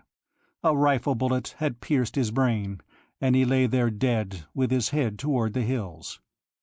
I clutched at Harley's shoulder, but he stood rigidly, staring up the slope past the angle of the tower, to where a gable of the guest-house jutted out from the trees. "Did you hear that cry?" I whispered, "immediately after the shot?" "I heard it." A moment longer he stood fixedly watching, and then— "Not a wisp of smoke," he said. "You note the direction in which he was facing when he fell?" He spoke in a stern and unnatural voice. "I do. He must have turned half right when he came to the sundial." "Where were you when the shot was fired?" "Running in this direction." "You saw no flash?" "None." "Neither did I," groaned Harley. "Neither did I. And short of throwing a cordon round the hills, what can be done? How can I move?" He had somewhat relaxed, but now as I continued to clutch his arm I felt the muscles grow rigid again. "Look, Knox," he whispered. "Look!" I followed the direction of his fixed stare, and through the trees on the hillside a dim light shone out. Someone had lighted a lamp in the guest-house. A faint, sibilant sound drew my glance upward, and there overhead a bat circled, dipped, and flew off toward the distant woods. So still was the night that I could distinguish the babble of the little stream which ran down into the lake. Then suddenly came a loud flapping of wings. The swans had been awakened by the sound of the shot. Others had been awakened too, for now distant voices became audible, and then a muffled scream from somewhere within Cray's Folly. "Back to the house, Knox," said Harley hoarsely. "For God's sake, keep the women away. Get Pedro, and send Manuel for the nearest doctor. It's useless, but usual. Let no one deface his footprints. My worst anticipations have come true. The local police must be informed." Throughout the time that he spoke, he continued to search the moon-bathed landscape with feverish eagerness, but except for a faint movement of birds in the trees, for they, like the swans on the lake, had been alarmed by the shot, nothing stirred. "It came from the hillside," he muttered. "Off you go, Knox." And even as I started on my unpleasant errand, he had set out running toward the gate in the southern corner of the garden. For my part, I scrambled unceremoniously up the bank, and emerged where the yew stood sentinel beside the path. I ran through the gap in the box hedge just as the main doors were thrown open by Pedro. He started back as he saw me. "Pedro! Pedro!" I cried. "Have the ladies been awakened?" "Yes, yes, there is a terrible trouble, sir. What has happened? What has happened?" "A tragedy," I said shortly. "Pull yourself together. Where is Madame de Stemmer?" Pedro uttered some exclamation in Spanish and stood, pale-faced, swaying before me, a dishevelled figure in a dressing-gown. And now in the background Mrs. Fisher appeared. One frightened glance she cast in my direction, and would have hurried across the hall, but I intercepted her. "Where are you going, Mrs. Fisher?" I demanded. "What has happened here?" To Madame," she sobbed, pointing toward the corridor which communicated with Madame de Stemmer's bedchamber. I heard a frightened cry proceeding from that direction, and recognized the voice of Nita, the girl who acted as Madame's maid. Then I heard Val Beverley. "Go and fetch Mrs. Fisher, Nita, at once, and try to behave yourself. I have trouble enough." I entered the corridor and pulled up short. Val Beverley, fully dressed, was kneeling beside Madame de Stemmer, who wore a kimono over her nightrobe, and who lay huddled on the floor immediately outside the door of her room. "Oh, Mr. Knox!" cried the girl pitifully, and raised frightened eyes to me. "For God's sake, what has happened?" Nita, the Spanish girl, who was sobbing hysterically, ran along to join Mrs. Fisher. "I will tell you in a moment," I said, quietly, rendered cool, as one always is, by the need of others. "But first tell me, how did Madame de Stemmer get here?" "I don't know. I was startled by the shot. It has awakened everybody. And just as I opened my door to listen, I heard Madame cry out in the hall below. I ran down, turned on the light, and found her lying here. She, too, had been awakened, I suppose, and was endeavouring to drag herself from her room when her strength failed her and she swooned. She is too heavy for me to lift," added the girl, pathetically. "And Pedro is out of his senses, and Nita, who was the first of the 3 servants to come, is simply hysterical, as you can see." I nodded reassuringly, and stooping, lifted the swooning woman. She was much heavier than I should have supposed, but, Val Beverley leading the way, I carried her into her apartment and placed her upon the bed. "I will leave her to you," I said. "You have courage, so I will tell you what has happened." "Yes, tell me, oh, tell me!" She laid her hands upon my shoulders appealingly, and looked up into my eyes in a way that made me long to take her in my arms and comfort her, an insane longing which I only crushed with difficulty. "Someone has shot Colonel Menendez," I said in a low voice, for Mrs. Fisher had just entered. "You mean—" I nodded. "Oh!" Val Beverley opened and closed her eyes, clutching at me dizzily for a moment, then— "I think," she whispered, "she must have known, and that was why she swooned. Oh, my God, how horrible!" I made her sit down in an armchair, and watched her anxiously, but although every speck of colour had faded from her cheeks, she was splendidly courageous, and almost immediately she smiled up at me, very wanly but confidently. "I will look after her," she said. "Mr. Harley will need your assistance." When I returned to the hall, I found it already filled with a number of servants incongruously attired. Carter the chauffeur, who lived at the lodge, was just coming in at the door, and— "Carter," I said, "get a car out quickly, and bring the nearest doctor. If there is another man who can drive, send him for the police. Your master has been shot." Chapter 18. Inspector Aylesbury of Market Hilton. "Now, gentlemen," said Inspector Aylesbury, "I will take evidence." Dawn was creeping greyly over the hills, and the view from the library windows resembled a study by Bastien Lepage.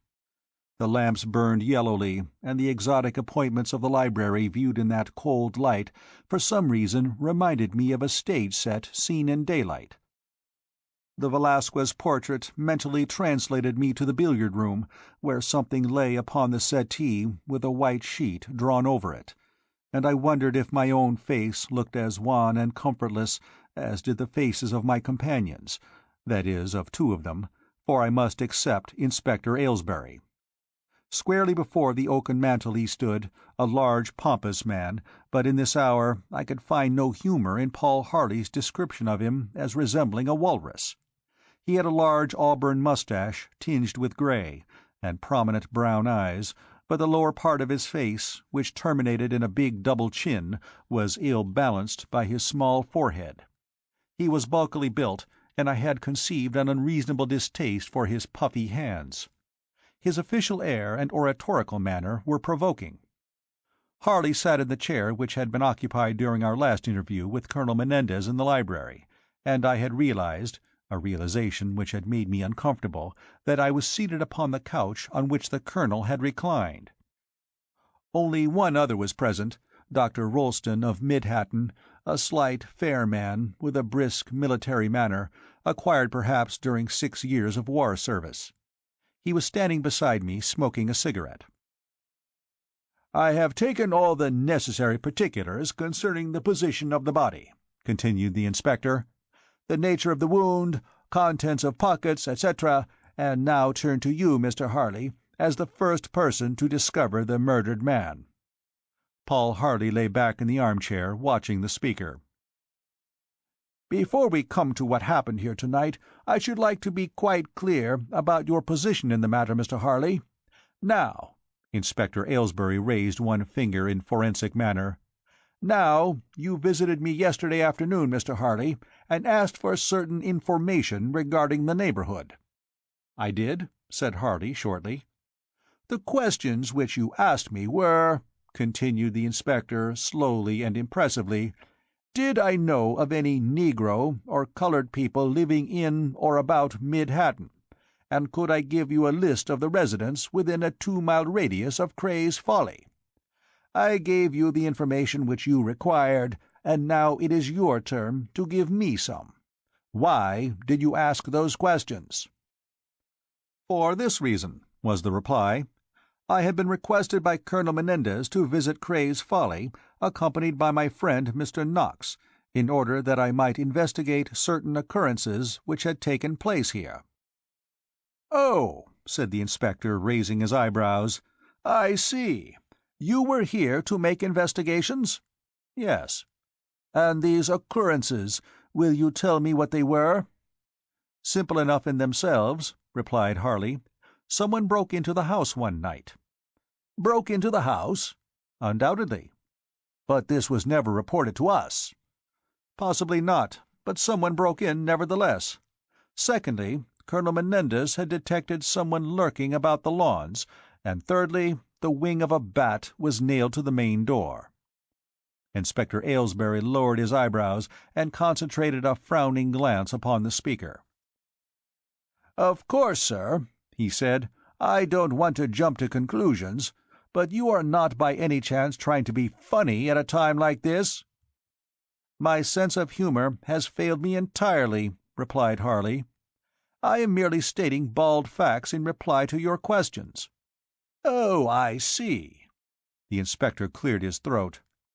"Someone broke into Cray's Folly, then, a fact which has not been reported to me. A suspicious loiterer was seen in the grounds, again not reported, and someone played a silly practical joke by nailing the wing of a bat, you say, to the door. Might I ask, Mr. Harley, why you mention this matter? The other things are serious, but why you should mention the trick of some mischievous boy at a time like this, I can't imagine." "No," said Harley wearily, "it does sound absurd, Inspector.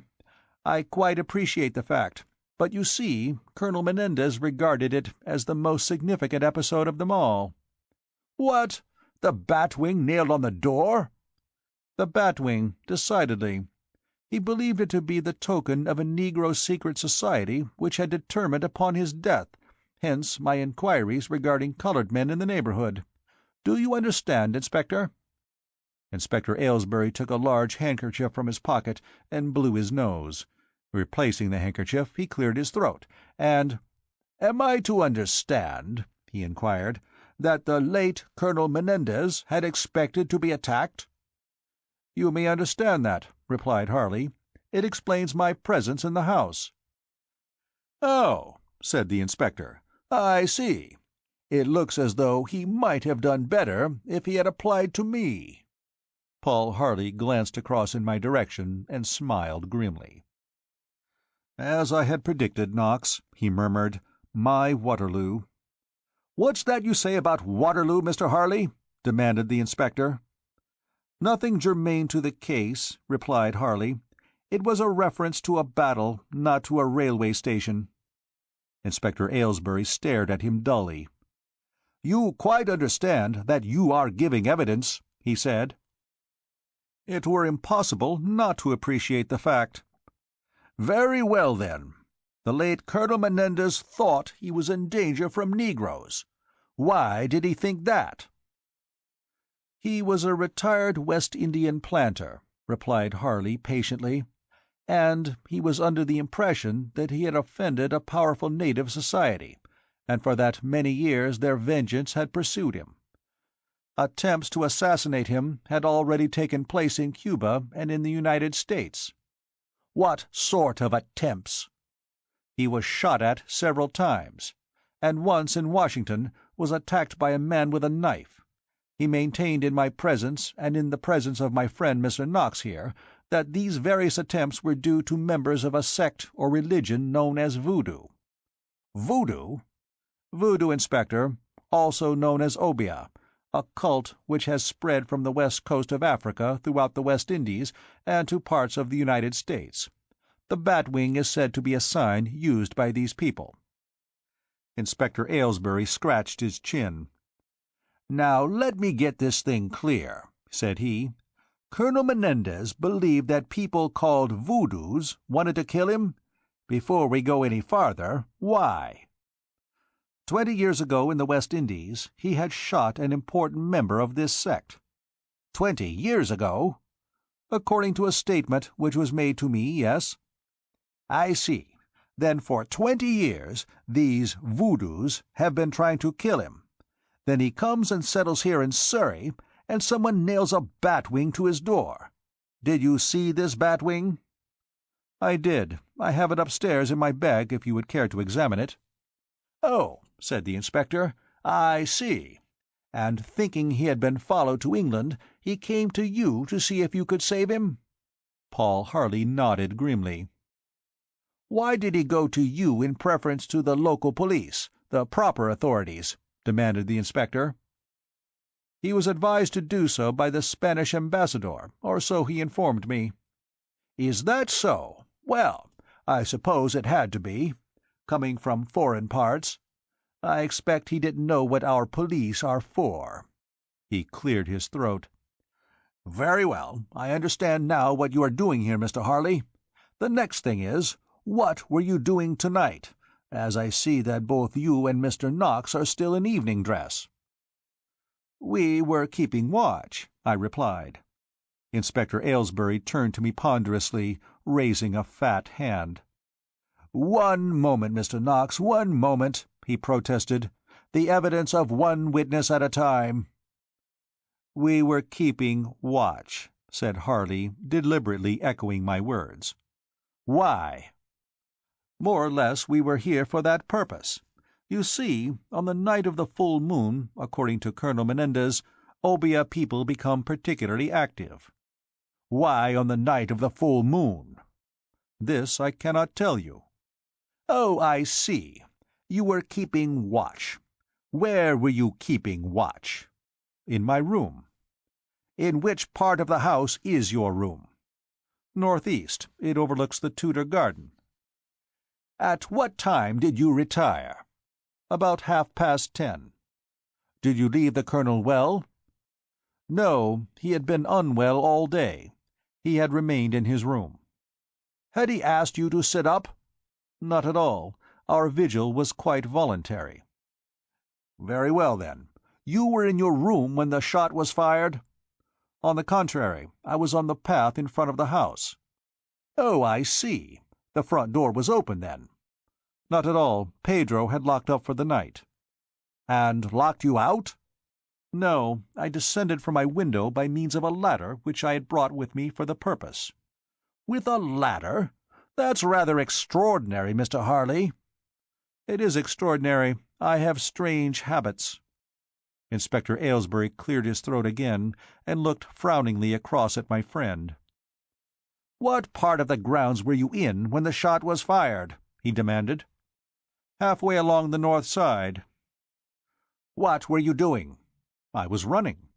"Running?"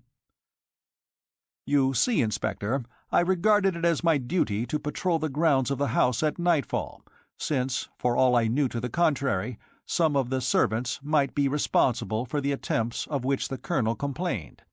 I had descended from the window of my room, had passed entirely around the house east to west, and had returned to my starting point, when Mr. Knox, who was looking out of the window, observed Colonel Menendez entering the Tudor garden." "Oh, Colonel Menendez was not visible to you?" "Not from my position below. But being informed by my friend, who was hurriedly descending the ladder, that the colonel had entered the garden, I set off running to intercept him." "Why?" "He had acquired a habit of walking in his sleep, and I presumed that he was doing so on this occasion." "Oh, I see. So, being told by the gentleman at the window that Colonel Menendez was in the garden, you started to run toward him. While you were running, you heard a shot?" "I did." "Where did you think it came from?" "Nothing is more difficult to judge, Inspector, especially when one is near to a large building surrounded by trees." "Nevertheless," said the inspector, again raising his finger and frowning at Harley, "you cannot tell me that you formed no impression on the point? For instance, was it near or a long way off?" "It was fairly near." 10 yards, 20 yards, 100 yards, a mile?" "Within 100 yards. I cannot be more exact." "Within 100 yards, and you have no idea from which direction the shot was fired?" "From the sound I could form none." "Oh, I see. And what did you do?" "I ran on and down into the sunken garden. I saw Colonel Menendez lying upon his face near the sundial. He was moving convulsively. Running up to him, I saw that he had been shot through the head." "What steps did you take?" "My friend Mr. Knox had joined me, and I sent him for assistance." "But what steps did you take to apprehend the murderer?" Paul Harley looked at him quietly. "What steps should you have taken?" he asked. Inspector Aylesbury cleared his throat again, and— "I don't think I should have let my man slip through my fingers like that," he replied. "Why, by now he may be out of the county." "Your theory is quite feasible," said Harley tonelessly. "You were actually on the spot when the shot was fired. You admit that it was fired within 100 yards, yet you did nothing to apprehend the murderer." "No," replied Harley. "I was ridiculously inactive. You see, I am a mere amateur, Inspector. For my future guidance, I should be glad to know what the correct procedure would have been." Inspector Aylesbury blew his nose. "I know my job," he said. "If I had been called in, there might have been a different tale to tell. But he was a foreigner, and he paid for his ignorance, poor fellow." Paul Harley took out his pipe and began to load it in a deliberate and lazy manner. Inspector Aylesbury turned his prominent eyes in my direction. End of Chapter 18.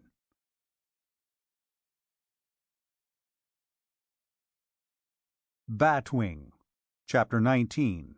Complications. "I am afraid of this man Aylesbury," said Paul Harley. We sat in the deserted dining-room.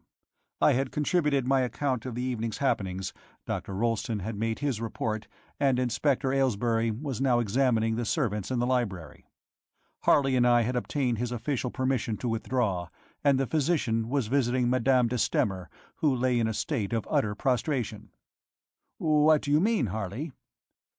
"I mean that he will presently make some tragic blunder. Good God, Knox, to think that this man had sought my aid, and that I stood by idly whilst he walked out to his death. I shall never forgive myself." He banged the table with his fist. "Even now that these unknown fiends have achieved their object, I am helpless, helpless.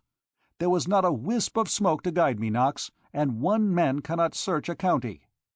I sighed wearily. "Do you know, Harley," I said, "I am thinking of a verse of Kipling's." "I know," he interrupted, almost savagely. "A Snider squibbed in the jungle, somebody laughed and fled." "Oh, I know, Knox. I heard that damnable laughter, too." "My God," I whispered, "who was it? What was it? Where did it come from?" "As well as ask where the shot came from, Knox. Out amongst all those trees, with a house that might have been built for a sounding board, who could presume to say where either came from? One thing we know, that the shot came from the south."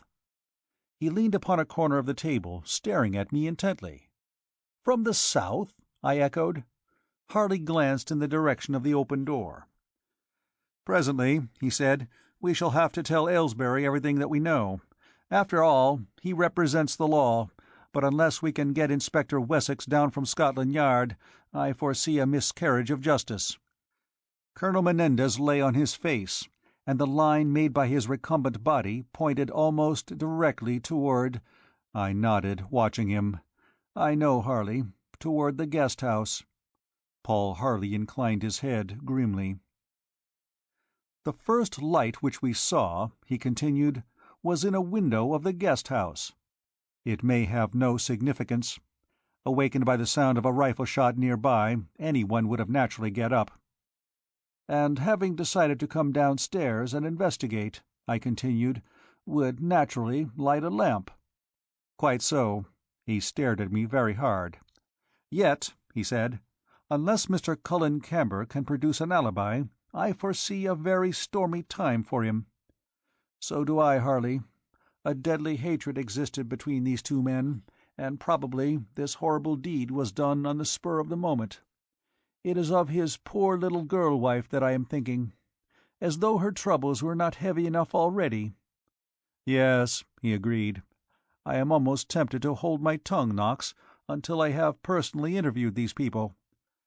But, of course, if our blundering friend directly questions me, I shall have no alternative. I shall have to answer him.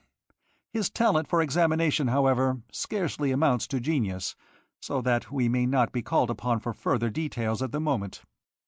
I wonder how I can induce him to requisition Scotland Yard." He rested his chin in his hand and stared down reflectively at the carpet. I thought that he looked very haggard, as he sat there in the early morning light, dressed for dinner. There was something pathetic in the pose of his bowed head. Leaning across, I placed my hand on his shoulder. "Don't get despondent, old chap," I said. "You have not failed yet." "Oh, but I have, Knox!" he cried fiercely. "I have! He came to me for protection. Now he lies dead in his own house. Failed? I have failed utterly, miserably."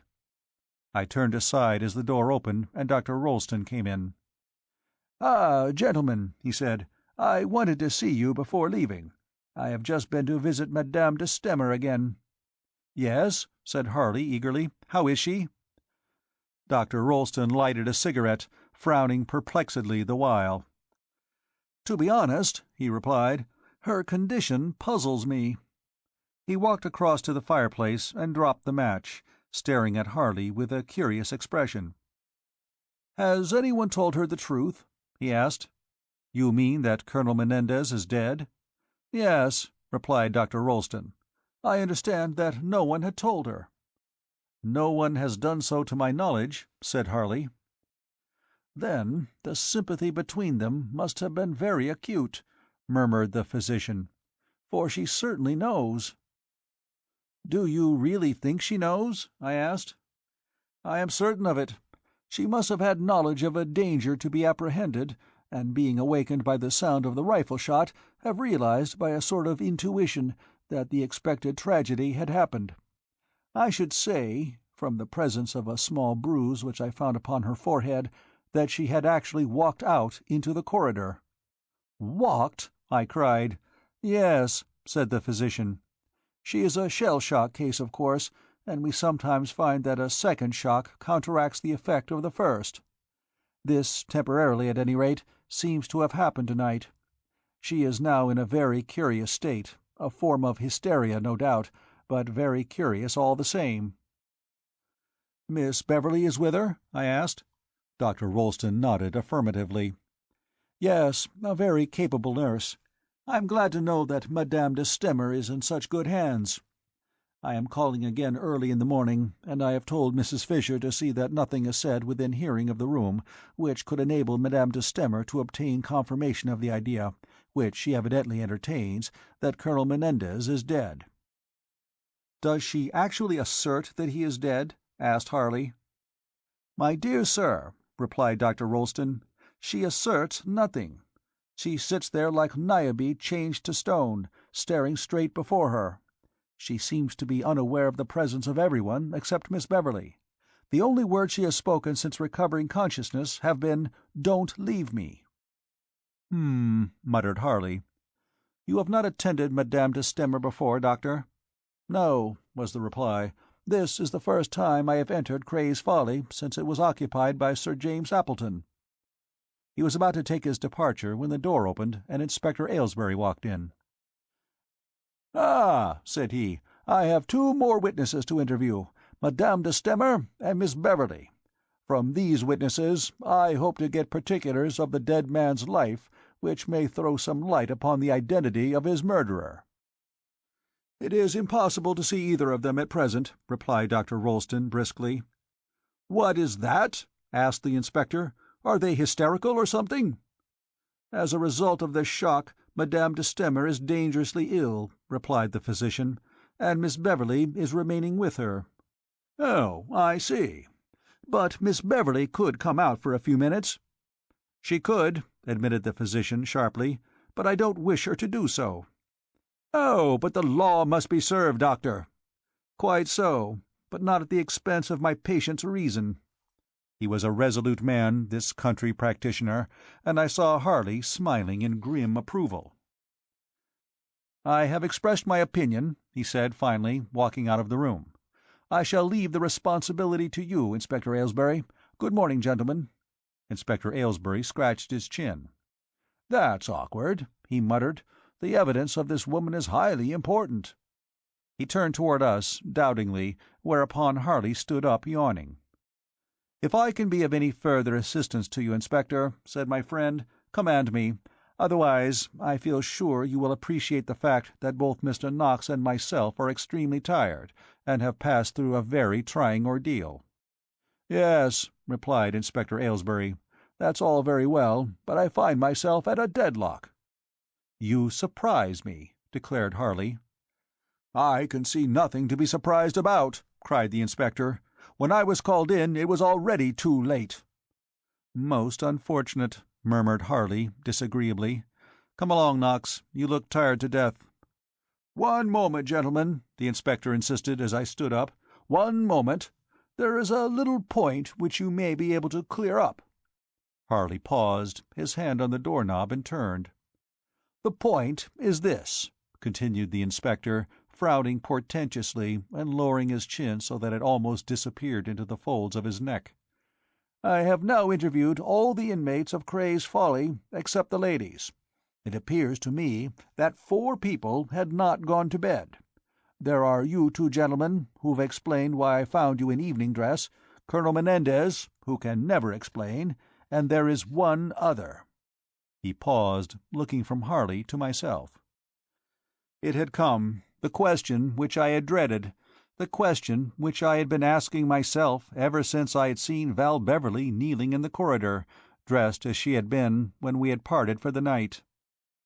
"I refer to Miss Val Beverley," the police court voice proceeded. "This lady had evidently not retired, and neither, it would appear, had the Colonel." "Neither had I," murmured Harley, "and neither had Mr. Knox." "Your reason I understand," said the inspector, "or at least your explanation is a possible one.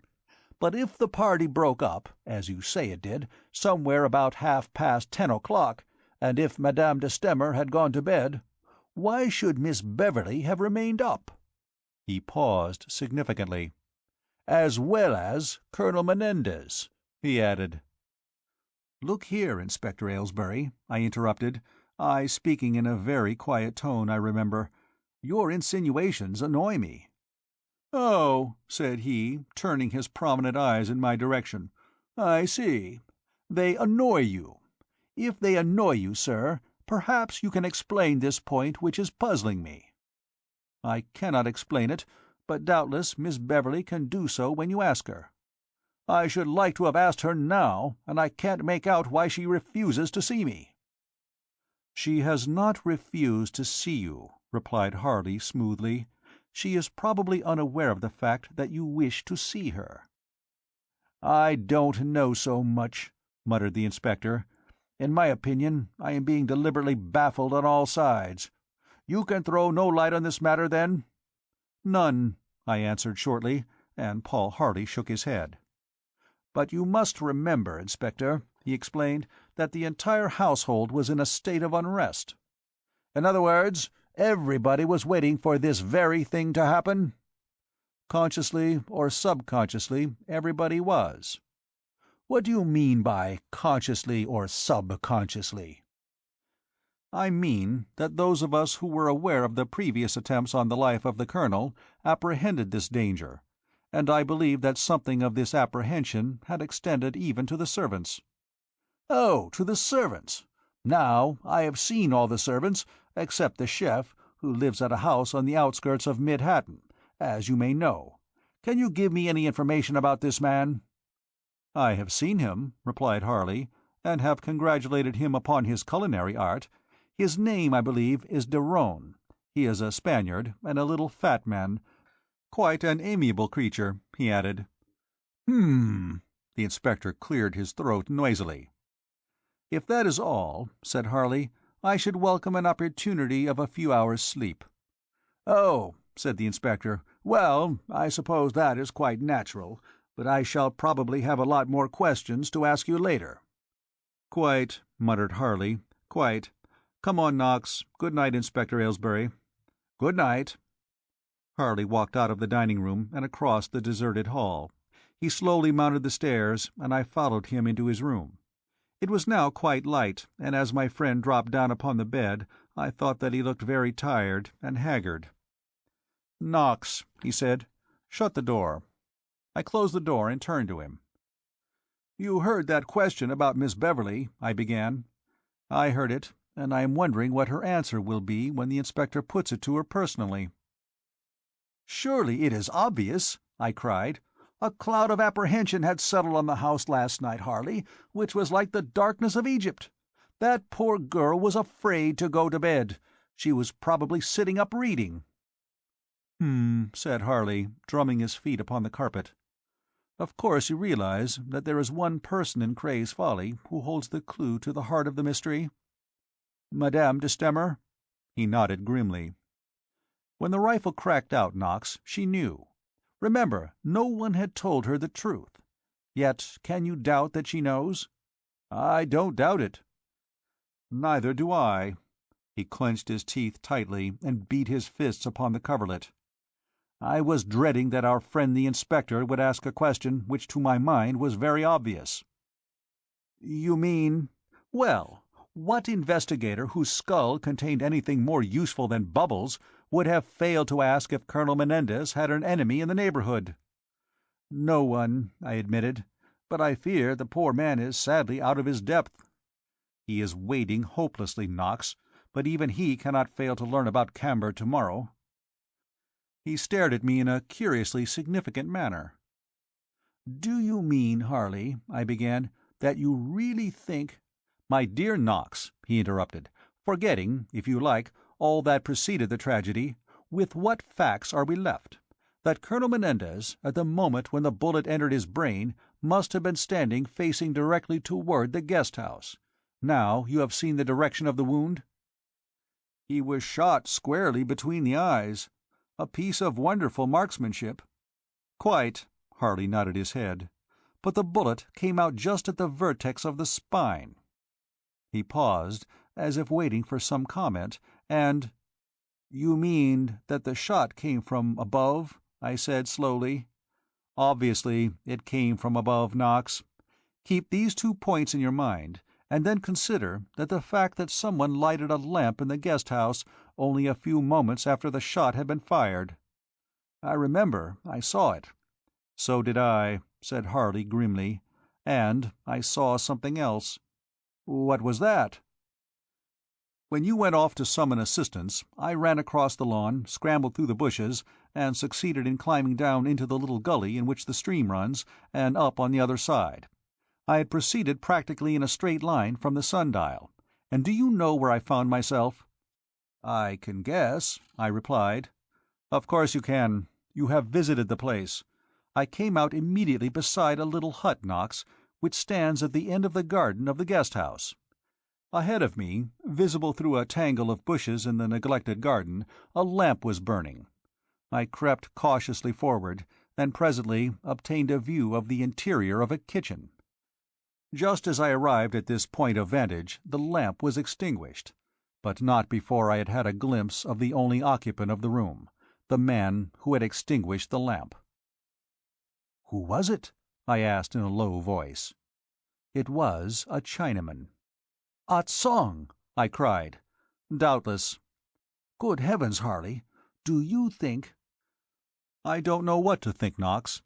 A possible explanation is that the household had been aroused by the sound of the shot, and that Ah Tsong had been directed to go out and see if he could learn what had happened. At any rate, I waited no longer, but returned by the same route. If our portly friend from Market Hilton had possessed the eyes of an Auguste Dupin, he could not have failed to note that my dress boots were caked with light yellow clay, which also, by the way, besmears my trousers." He stooped and examined the garments as he spoke. "A number of thorns are also present," he continued. "In short, from the point of view of an investigation, I am a most provoking object." He sighed wearily and stared out of the window in the direction of the Tudor garden. There was a slight chilliness in the air, which, or perhaps a sudden memory of that which lay in the billiard-room beneath us, may have accounted for the fact that I shivered violently. Harley glanced up with a rather sad smile. "The morning after Waterloo," he said. "Sleep well, Knox." Chapter 20. A Spanish Cigarette. Sleep was not for me, despite Harley's injunction, and although I was early afoot, the big house was already astir with significant movements, which set the imagination on fire, to conjure up again the moonlight scene in the garden, making mock of the song of the birds and of the glory of the morning. Manuel replied to my ring and prepared my bath, but it was easy to see that he had not slept. No sound came from Harley's room, therefore I did not disturb him, but proceeded downstairs in the hope of finding Miss Beverley about. Pedro was in the hall, talking to Mrs. Fisher, and— "Is Inspector Aylesbury here?" I asked. "No, sir, but he will be returning at about 8:30, so he said." "How is Madame de Stamer, Mrs. Fisher?" I inquired. "Oh, poor, poor Madame," said the old lady. "She is asleep, thank God, but I am dreading her awakening." "The blow is a dreadful one," I admitted. "And Miss Beverley?" "She didn't go to her room until after 4 o'clock, sir, but Nita tells me that she will be down any moment now." "Ah," said I, and, lighting a cigarette, I walked out of the open doors into the courtyard. I dreaded all the ghastly official formalities which the day would bring, since I realized that the brunt of the trouble must fall upon the shoulders of Miss Beverley in the absence of Madame de Stamer. I wandered about restlessly, awaiting the girl's appearance. A little two-seater was drawn up in the courtyard, but I had not paid much attention to it until, wandering through the opening in the box hedge and on along the gravel path, I saw unfamiliar figures moving in the billiard room, and turned, hastily retracing my steps. Officialdom was at work already, and I knew that there would be no rest for any of us from that hour onward. As I re-entered the hall, I saw Val Beverley coming down the staircase. She looked pale, but seemed to be in better spirits than I could have hoped for, although there were dark shadows under her eyes. "Good morning, Miss Beverley," I said. "Good morning, Mr. Knox. It was good of you to come down so early." "I had hoped for a chat with you before Inspector Aylesbury returned," I explained. She looked at me pathetically. "I suppose he will want me to give evidence." "He will. We had great difficulty in persuading him not to demand your presence last night." "It was impossible," she protested. "It would have been cruel to make me leave Madame in the circumstances." "We realize this, Miss Beverley, but you will have to face the ordeal this morning." We walked through into the library, where a maid, white-faced and frightened-looking, was dusting in a desultory fashion. She went out as we entered, and Val Beverley stood looking from the open window out into the rose garden bathed in the morning sunlight. "Oh, heavens!" she said, clenching her hands desperately. "Even now I cannot realize that the horrible thing is true." She turned to me. "Who can possibly have committed this cold-blooded crime?" she said in a low voice. "What does Mr. Harley think? Has he any idea whatever?" "Not that he has confided to me," I said, watching her intently. "But tell me, does Madame de Stamer know yet?" "What do you mean?" "I mean, has she been told the truth?" The girl shook her head. "No," she replied. "I am positive that no one has told her. I was with her all the time, up to the very moment that she fell asleep. Yet—" She hesitated. "Yes?" "She knows. Oh, Mr. Knox, to me that is the most horrible thing of all, that she knows. That she must have known all along, that the mere sound of the shot told her everything." "You realize now," I said quietly, "that she had anticipated the end?" "Yes, yes. This was the meaning of the sorrow which I had seen so often in her eyes, the meaning of so much that puzzled me in her words, the explanation of lots of little things which have made me wonder in the past." I was silent for a while, then— "If she was so certain that no one could save him," I said, "she must have had information which neither he nor she ever imparted to us." "I am sure she had," declared Val Beverley.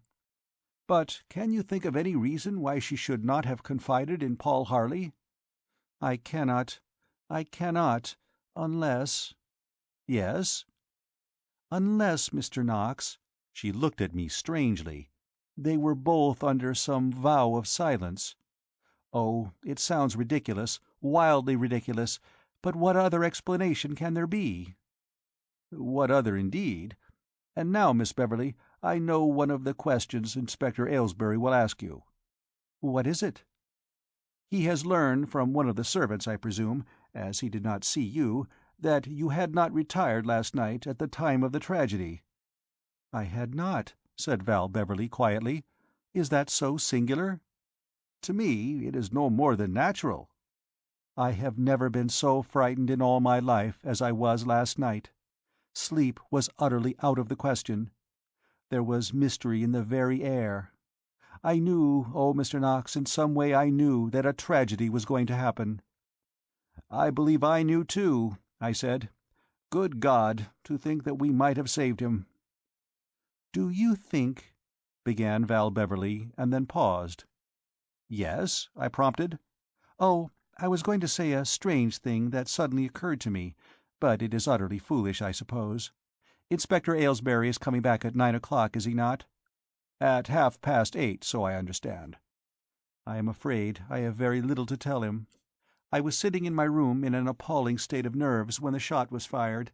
I was not even reading. I was just waiting for something to happen." "I understand. My own experience was nearly identical." "Then," continued the girl, "as I unlocked my door and peeped out, feeling too frightened to venture farther in the darkness, I heard Madame's voice in the hall below." "Crying for help?" "No," replied the girl, a puzzled frown appearing between her brows. She cried out something in French. The intonation told me that it was French, although I could not detect a single word. Then I thought I heard a moan." "And you ran down?" "Yes. I summoned up enough courage to turn on the light in the corridor and to run down the hall, and there she was, lying just outside the door of her room." "Was her room in darkness?" "Yes. I turned on the light and succeeded in partly raising her, but she was too heavy for me to lift. I was still trying to revive her when Pedro opened the door of the servants' quarters. Oh," she closed her eyes wearily, "I shall never forget it." I took her hand and pressed it reassuringly. "Your courage has been wonderful throughout," I declared, "and I hope it will remain so to the end." She smiled and flushed slightly as I released her hand again. "I must go and take a peep at Madame now," she said, "but of course I shall not disturb her if she is still sleeping." We turned and walked slowly back to the hall, and there, just entering from the courtyard, was Inspector Aylesbury. "Ah!" he exclaimed. "Good morning, Mr. Knox. This is Miss Beverley, I presume?" "Yes, Inspector," replied the girl. "I understand that you wish to speak to me?" "I do, miss, but I shall not detain you for many minutes." "Very well," she said, and as she turned and retraced her steps, he followed her back into the library. I walked out to the courtyard, and, avoiding the Tudor garden and the billiard room, turned in the other direction, passing the stables where Jim, the negro groom, saluted me very sadly, and proceeded round to the south side of the house. Inspector Aylesbury, I perceived, had wasted no time. I counted no fewer than 4 men, 2 of them in uniform, searching the lawns and the slopes beyond, although what they were looking for I could not imagine. Giving the library a wide berth, I walked along the second terrace, and presently came in sight of the east wing and the tower. There, apparently engaged in studying the rhododendrons, I saw Paul Harley. He signalled to me, and crossing the lawn, I joined him where he stood. Without any word of greeting, "You see, Knox," he said, speaking in the eager manner which betokened a rapidly working brain, "this is the path which the Colonel must have followed last night. Yonder is the door by which, according to his own account, he came out on a previous occasion, walking in his sleep. Do you remember?" "I remember," I replied. "Well, Pedro found it unlocked this morning. You see, it faces practically due south, and the Colonel's bedroom is immediately above us where we stand." He stared at me queerly. "I must have passed this door last night only a few moments before the Colonel came out, for I was just crossing the courtyard and could see you at my window at the moment when you saw poor Menendez enter the Tudor garden. He must have actually been walking around the east wing at the same time that I was walking around the west. Now I'm going to show you something, Knox, something which I have just discovered." From his waistcoat pocket he took out a half-smoked cigarette. I stared at it uncomprehendingly. "Of course," he continued, "the weather has been bone dry for more than a week now, and it may have lain there for a long time, but to me, Knox, it looks suspiciously fresh." "What is the point?" I asked, perplexedly. "The point is that it is a hand-made cigarette, one of the Colonel's. Don't you recognize it?" "Good heavens!" I said. "Yes, of course it is." He returned it to his pocket without another word. "It may mean nothing," he murmured, "or it may mean everything. And now, Knox, we are going to escape." "To escape?" I cried. "Precisely. We are going to anticipate the probable movements of our blundering Aylesbury. In short, I wish you to present me to Mr. Cullen Camber." "What?" I exclaimed, staring at him incredulously. "I am going to ask you," he began, and then breaking off, "Quick, Knox, run," he said. And thereupon, to my amazement, he set off through the rhododendron bushes in the direction of the tower. Utterly unable to grasp the meaning of his behaviour, I followed nevertheless, and as we rounded the corner of the tower Harley pulled up short, and— "I am not mad," he explained rather breathlessly, "but I wanted to avoid being seen by that constable who is prowling about at the bottom of the lawn making signals in the direction of the library. Presumably he is replying to Inspector Aylesbury, who wants to talk to us. I am determined to interview Camber before submitting to further official interrogation. It must be a cross-country journey, Knox. I am afraid we shall be a very muddy pair, but great issues may hang upon the success of our expedition."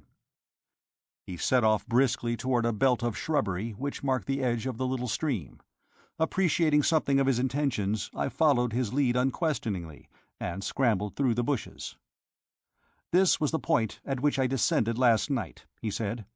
"You'll have to wade, Knox, but the water is hardly above one's ankles."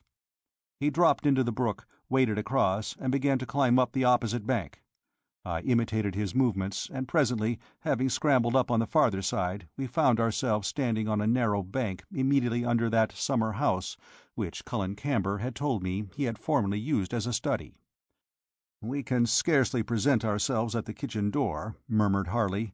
"Therefore we must try to find a way round to the front. There is barbed wire here. Be careful." I had now entered with zest into the business, and so the pair of us waded through rank grass which in places was waist-high, and on through a perfect wilderness of weeds in which nettles dominated.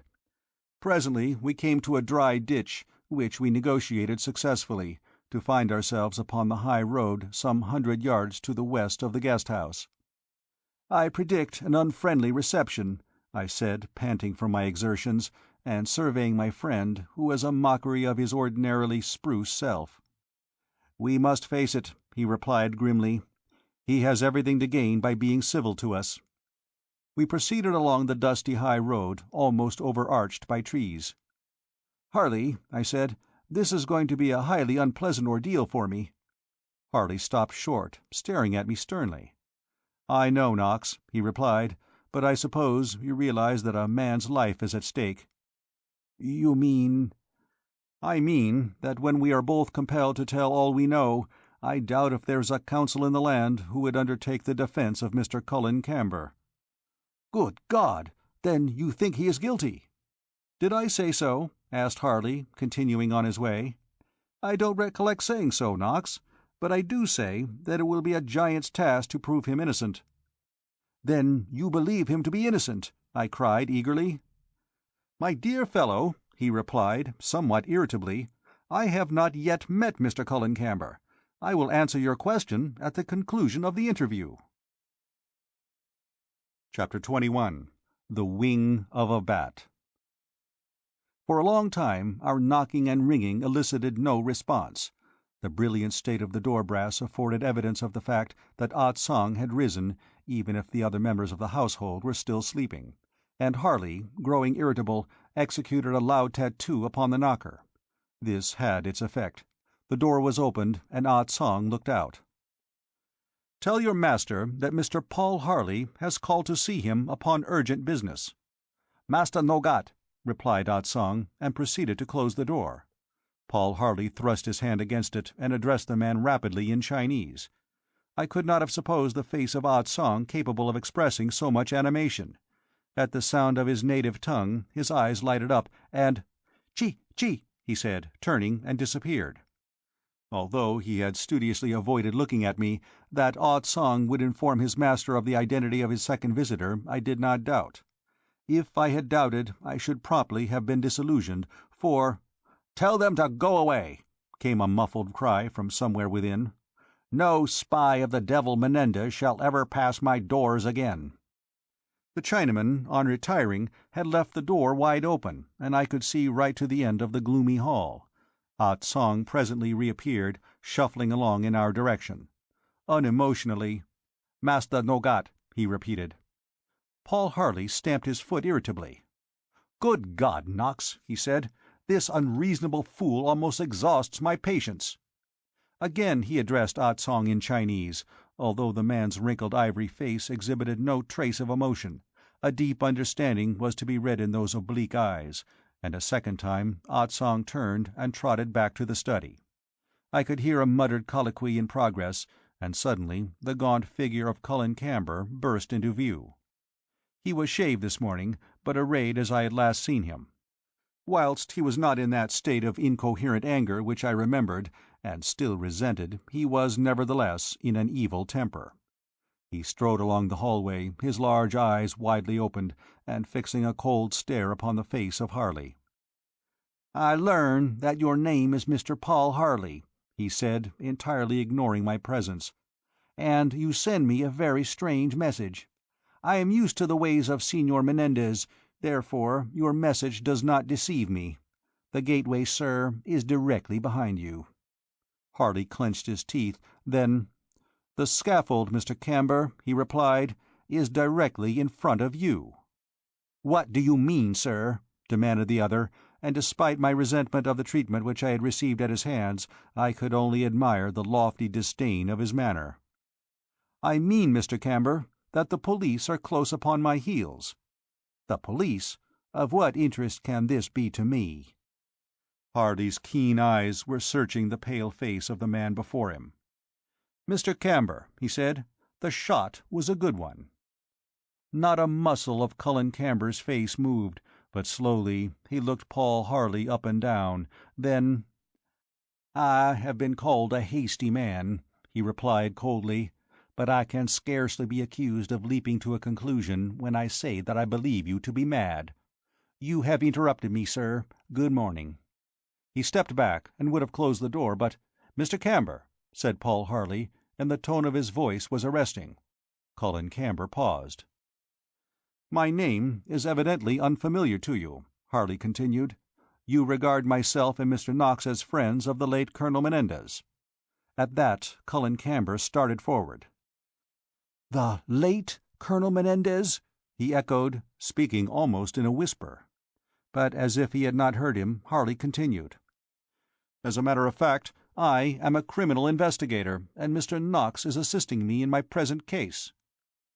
Cullen Camber clenched his hands and seemed to be fighting with some emotion which possessed him. Then, "Do you mean," he said hoarsely, "do you mean that Menendez is dead?" "I do," replied Harley. "May I request the privilege of 10 minutes' private conversation with you?" Cullen Camber stood aside, holding the door open, and inclining his head in that grave salutation which I knew, but on this occasion I think principally with intent to hide his emotion. Not another word did he speak until the three of us stood in the strange study where East grimaced at West, and emblems of remote devil-worship jostled the cross of the Holy Rose. The place was laden with tobacco smoke, and scattered on the carpet about the feet of the writing-table lay 20 or more pages of closely written manuscript.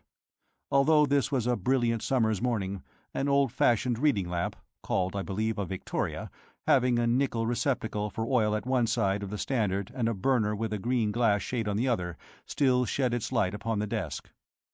It was only reasonable to suppose that Cullen Camber had been at work all night. He paused for a moment. "I had been retained professionally by Colonel Menendez," replied Harley without hesitation, "and Mr. Knox kindly consented to accompany me." Cullen Camber looked very hard at the speaker, and then equally hard at me. "Was it at behest of Colonel Menendez that you called upon me, Mr. Knox?" "It was not," said Harley tersely. "It was at mine. And he is here now at my request. Come, sir, we are wasting time. At any moment—" Cullen Camber held up his hand, interrupting him. "By your leave, Mr. Harley," he said, and there was something compelling in voice and gesture. "I must first perform my duty as a gentleman." He stepped forward in my direction. "Mr. Knox, I have grossly insulted you. Yet if you knew what had inspired my behavior, I believe you could find it in your heart to forgive me. I do not ask you to do so, however. I accept the humiliation of knowing that I have mortally offended a guest." He bowed to me formally, and would have returned to his seat, but— "Pray say no more," I said, standing up and extending my hand. Indeed, so impressive was the man's strange personality that I felt rather as one receiving a royal pardon than as an offended party being offered an apology. "It was a misunderstanding. Let us forget it." His eyes gleamed, and he seized my hand in a warm grip. "You are generous, Mr. Knox, you are generous.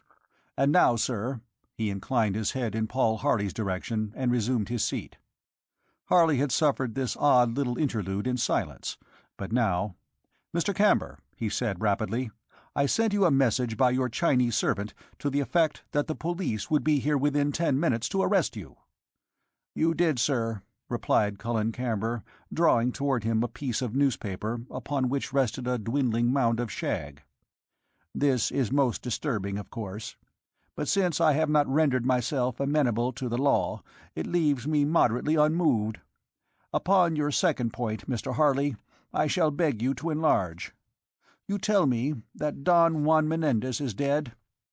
He had begun to fill his corn-cob pipe as he spoke the words, but from where I sat I could see just his face, so that although his voice was well controlled, the gleam in his eyes was unmistakable.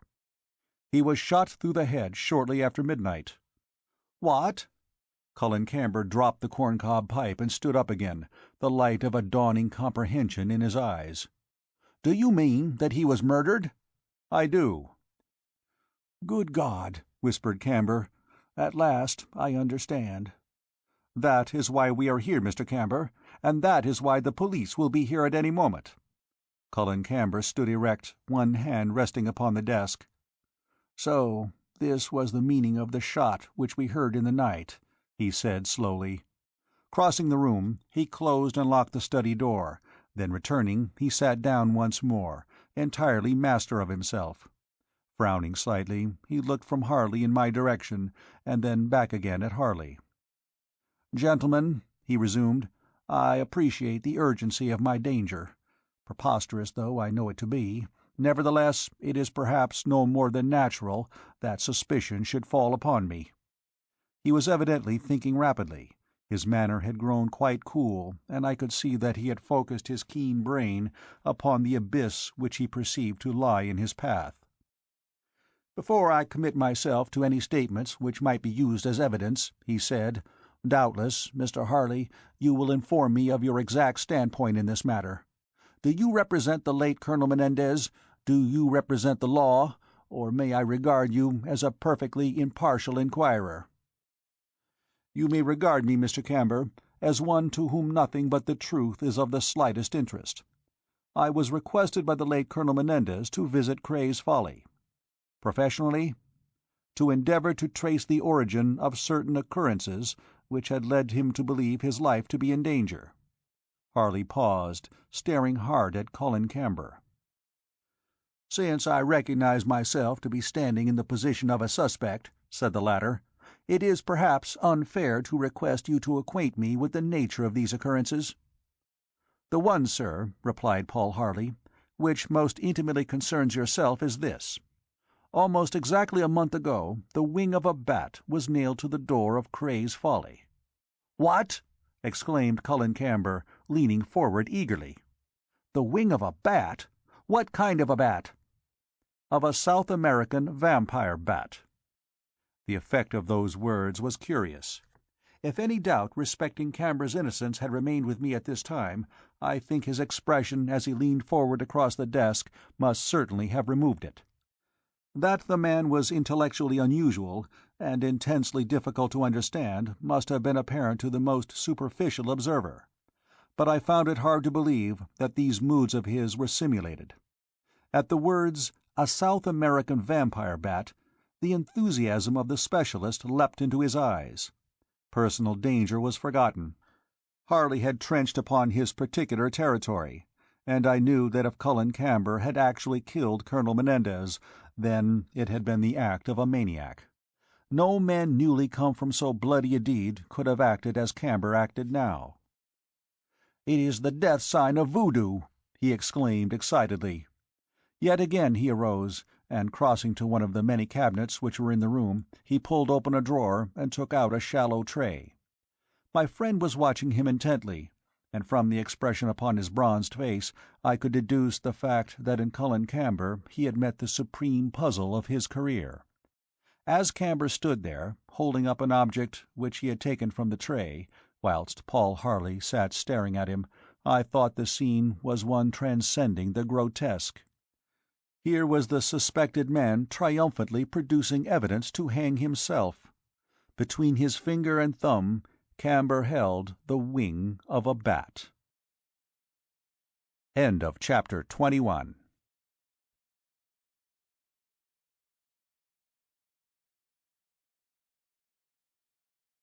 Bat Wing, Chapter 22. Cullen Camber's Secret. "I brought this batwing from Haiti," he explained, replacing it in the tray. "It was found beneath the pillow of a Negro missionary who had died mysteriously during the night." He returned the tray to the drawer, closed the latter, and, standing erect, raised clenched hands above his head. "With no thought of blasphemy," he said, "but with reverence, I thank God from the bottom of my heart that Juan Menendez is dead." He reseated himself, whilst Harley regarded him silently. Then, "The evil that men do lives after them," he murmured. He rested his chin upon his hand. "A batwing," he continued musingly. "A batwing was nailed to Menendez's door." He stared across at Harley. "Am I to believe, sir, that this was the clue which led you to the guest house?" Paul Harley nodded. "It was." "I understand. I must therefore take no more excursions into my special subject, but must endeavor to regard the matter from the point of view of the inquiry. Am I to assume that Menendez was acquainted with the significance of this token?" "He had seen it employed in the West Indies." "Ah, the black-hearted devil! But I fear I am involving myself more deeply in suspicion. Perhaps, Mr. Harley, the ends of justice would be better served if you were to question me and I to confine myself to answering you." "Very well," Harley agreed. "When and where did you meet the late Colonel Menendez?" "I never met him in my life." "Do you mean that you have never spoken to him?" "Never." Tell me, Mr. Camber, where were you at 12 o'clock last night?" "Here, writing." "And where was Ah Tsong?" "Ah Tsong?" Cullen Camber stared uncomprehendingly. "Ah Tsong was in bed." "Oh. Did anything disturb you?" "Yes. The sound of a rifle shot." "You knew it for a rifle shot?" "It was unmistakable." "What did you do?" "I was in the midst of a most important passage, and I should probably have taken no steps in the matter, but that Ah Tsong knocked upon the study door, to inform me that my wife had been awaked by the sound of the shot. She is somewhat nervous, and had rung for Ah Tsong, asking him to see if all were well with me." "Do I understand that she imagined the sound to have come from this room?" "When we are newly awake from sleep, Mr. Harley, we retain only an imperfect impression of that which awakened us." "True," replied Paul Harley. "And did Ah Tsong return to his room?" "Not immediately. Permit me to say, Mr. Harley, that the nature of your question surprises me. At the moment I fail to see their bearing upon the main issue. He returned and reported to my wife that I was writing, and she then requested him to bring her a glass of milk. Accordingly, he came down again, and going out to the kitchen, executed this order." "Ah. He would have to light a candle for that purpose, I suppose?" "A candle or a lamp," replied Cullen Camber, staring at Paul Harley. Then, his expression altering, "Of course," he cried, "you saw the light from Cray's Folly. I understand at last." We were silent for a while, until— "How long a time elapsed between the firing of the shot and Ah Tsong's knocking at the study door?" asked Harley. "I could not answer definitely. I was absorbed in my work, but probably only a minute or two." "Was the sound a loud one?" "Fairly loud, and very startling, of course, in the silence of the night." "The shot, then, was fired from somewhere quite near the house?" "I presume so." "But you thought no more about the matter?" "Frankly, I had forgotten it. You see, the neighborhood is rich with game. It might have been a poacher." "Quite," murmured Harley, but his face was very stern. "I wonder if you fully realize the danger of your position, Mr. Camber?" "Believe me," was the reply, "I can anticipate almost every question which I shall be called upon to answer." Paul Harley stared at him in a way which told me that he was comparing his features line for line with the etching of Edgar Allan Poe which hung in his office in Chancery Lane. And, "I do believe you," he replied, "and I am wondering if you are in a position to clear yourself." "On the contrary," Camber assured him, "I am only waiting to hear that Juan Menendez was shot in the grounds of Cray's Folly, and not within the house, to propose to you that unless the real assassin be discovered, I shall quite possibly pay the penalty of this crime." "He was shot in the Tudor garden," replied Harley, "within sight of your windows." "Ah," Colin Camber resumed the task of stuffing shag into his corncob. "Then, if it would interest you, Mr. Harley, I will briefly outline the case against myself. I had never troubled to disguise the fact that I hated Menendez. Many witnesses can be called to testify to this. He was in Cuba when I was in Cuba, and evidence is doubtless obtainable to show that we stayed at the same hotels in various cities of the United States prior to my coming to England and leasing the guest house. Finally, he became my neighbour in Surrey." He carefully lighted his pipe, whilst Harley and I watched him silently. Then, "Menendez had the bat wing nailed to the door of his house," he continued. "He believed himself to be in danger, and associated this sign with the source of his danger. Excepting himself, and possibly certain other members of his household, it is improbable that any one else in Surrey understands the significance of the token save myself. The unholy rites of voodoo are a closed book to the Western nations. I have opened that book, Mr. Harley. The powers of the obeah man, and especially of the arch-magician known and dreaded by every Negro as Batwing, are familiar to me. Since I was alone at the time that the shot was fired, and for some few minutes afterward, and since the Tudor garden of Cray's Folly is within easy range of the guest house, to fail to place me under arrest would be an act of sheer stupidity." He spoke the words with a sort of triumph. Like the fakir, he possessed the art of spiritual detachment, which is an attribute of genius. From an intellectual eminence he was surveying his own peril. Colin Camber in the flesh had ceased to exist. He was merely a pawn in a fascinating game. Paul Harley glanced at his watch. "Mr. Camber," he said, "I have just sustained the most crushing defeat of my career. The man who had summoned me to his aid was killed almost before my eyes. One thing I must do, or accept professional oblivion." "I understand," Colin Camber nodded. "Apprehend his murderer?" "Ultimately, yes. But firstly, I must see that to the assassination of Colonel Menendez a judicial murder is not added." "You mean?" asked Camber eagerly. "I mean that if you killed Menendez, you are a madman, and I have formed the opinion during our brief conversation that you are brilliantly sane."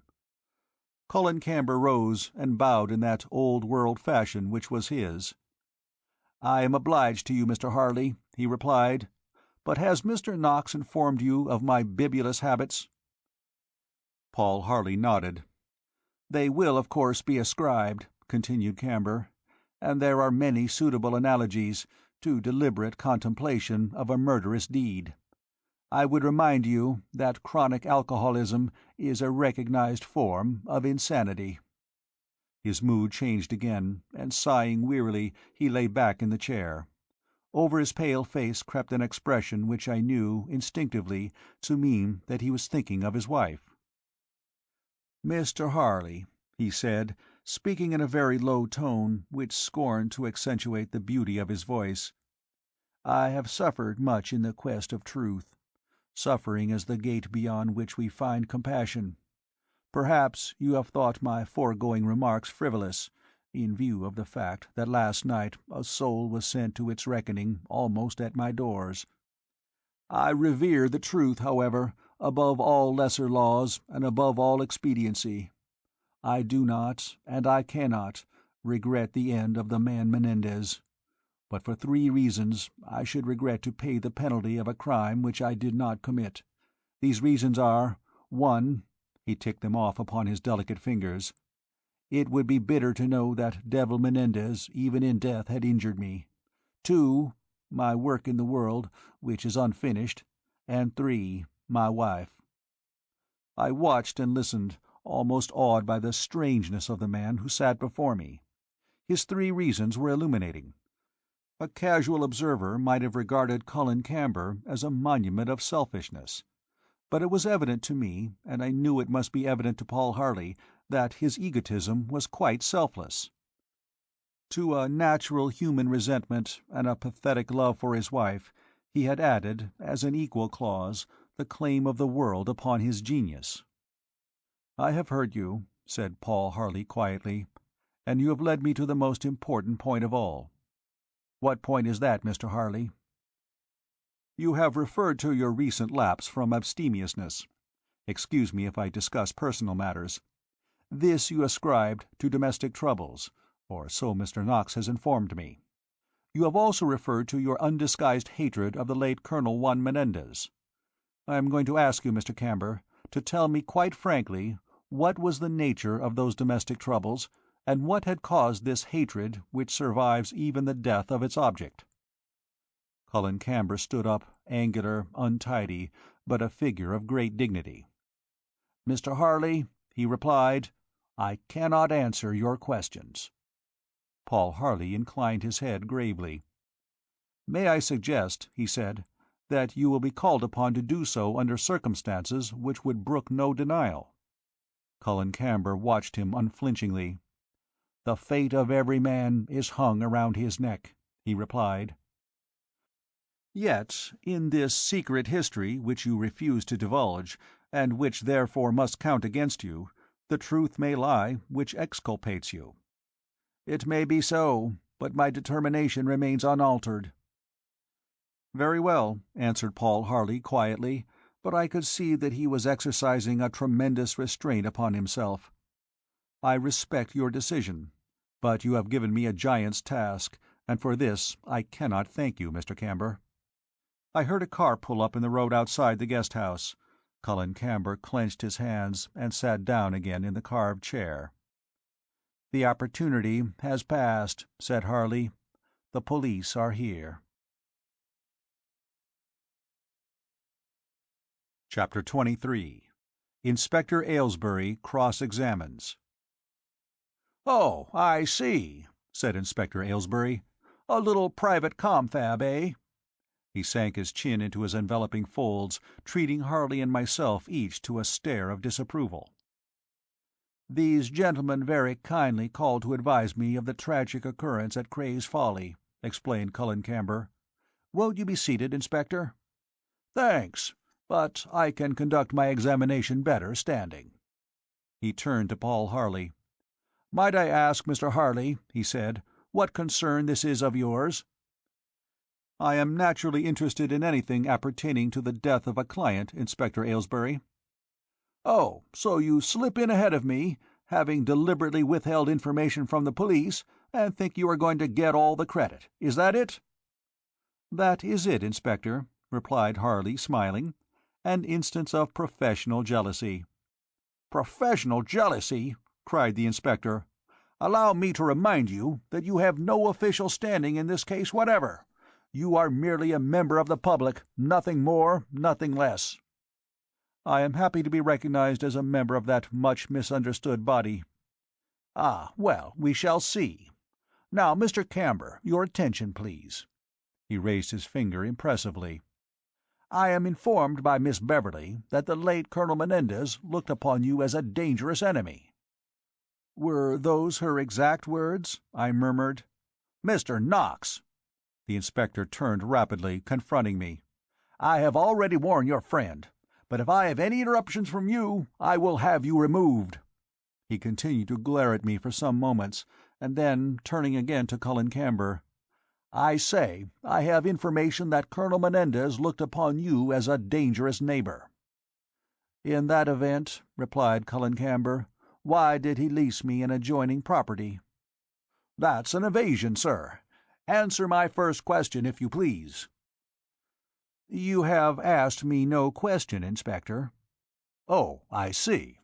That's your attitude, is it? Very well, then. Were you, or were you not, an enemy of the late Colonel Menendez?"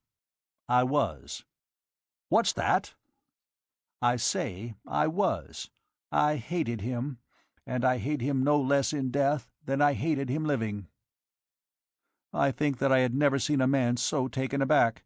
Inspector Aylesbury, drawing out a large handkerchief, blew his nose. Replacing the handkerchief, he produced a notebook. "I am placing that statement on the record, sir," he said.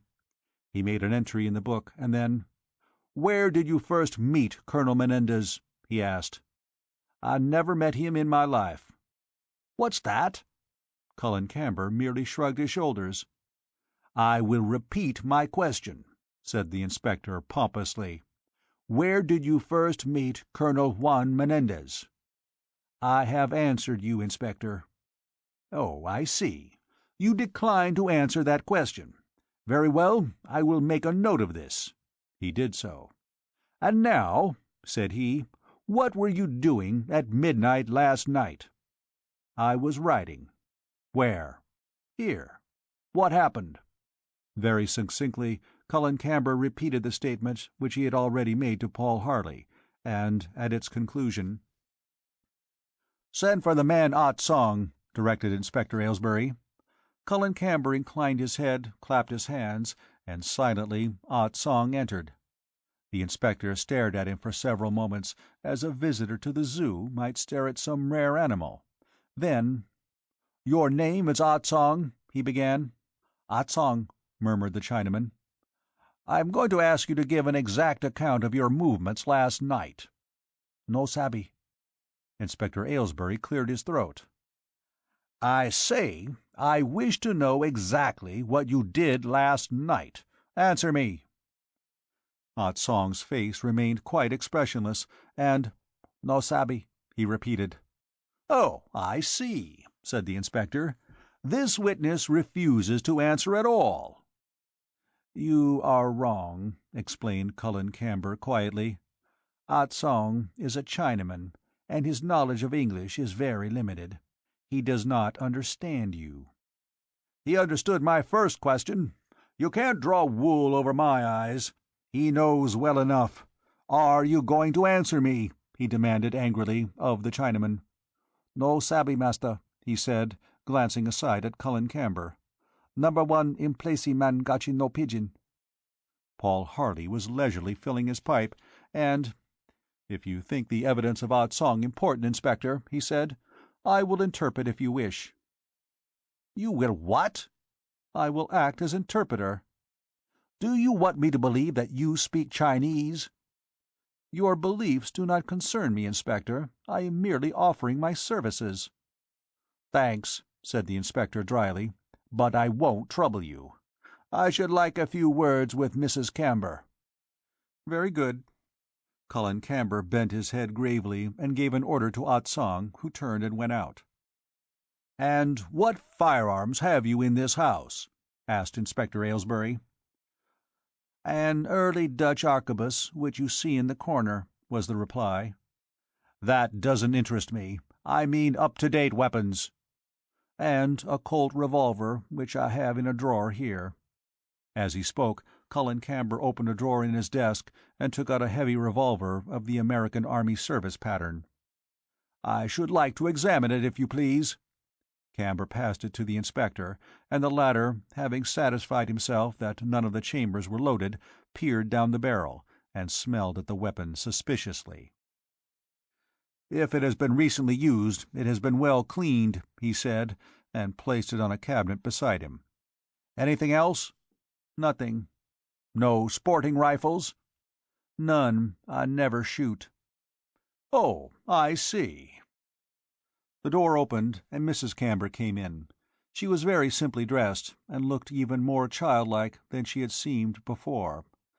I think Ah Tsong had warned her of the nature of the ordeal which she was to expect, but her wide-eyed timidity was nevertheless pathetic to witness.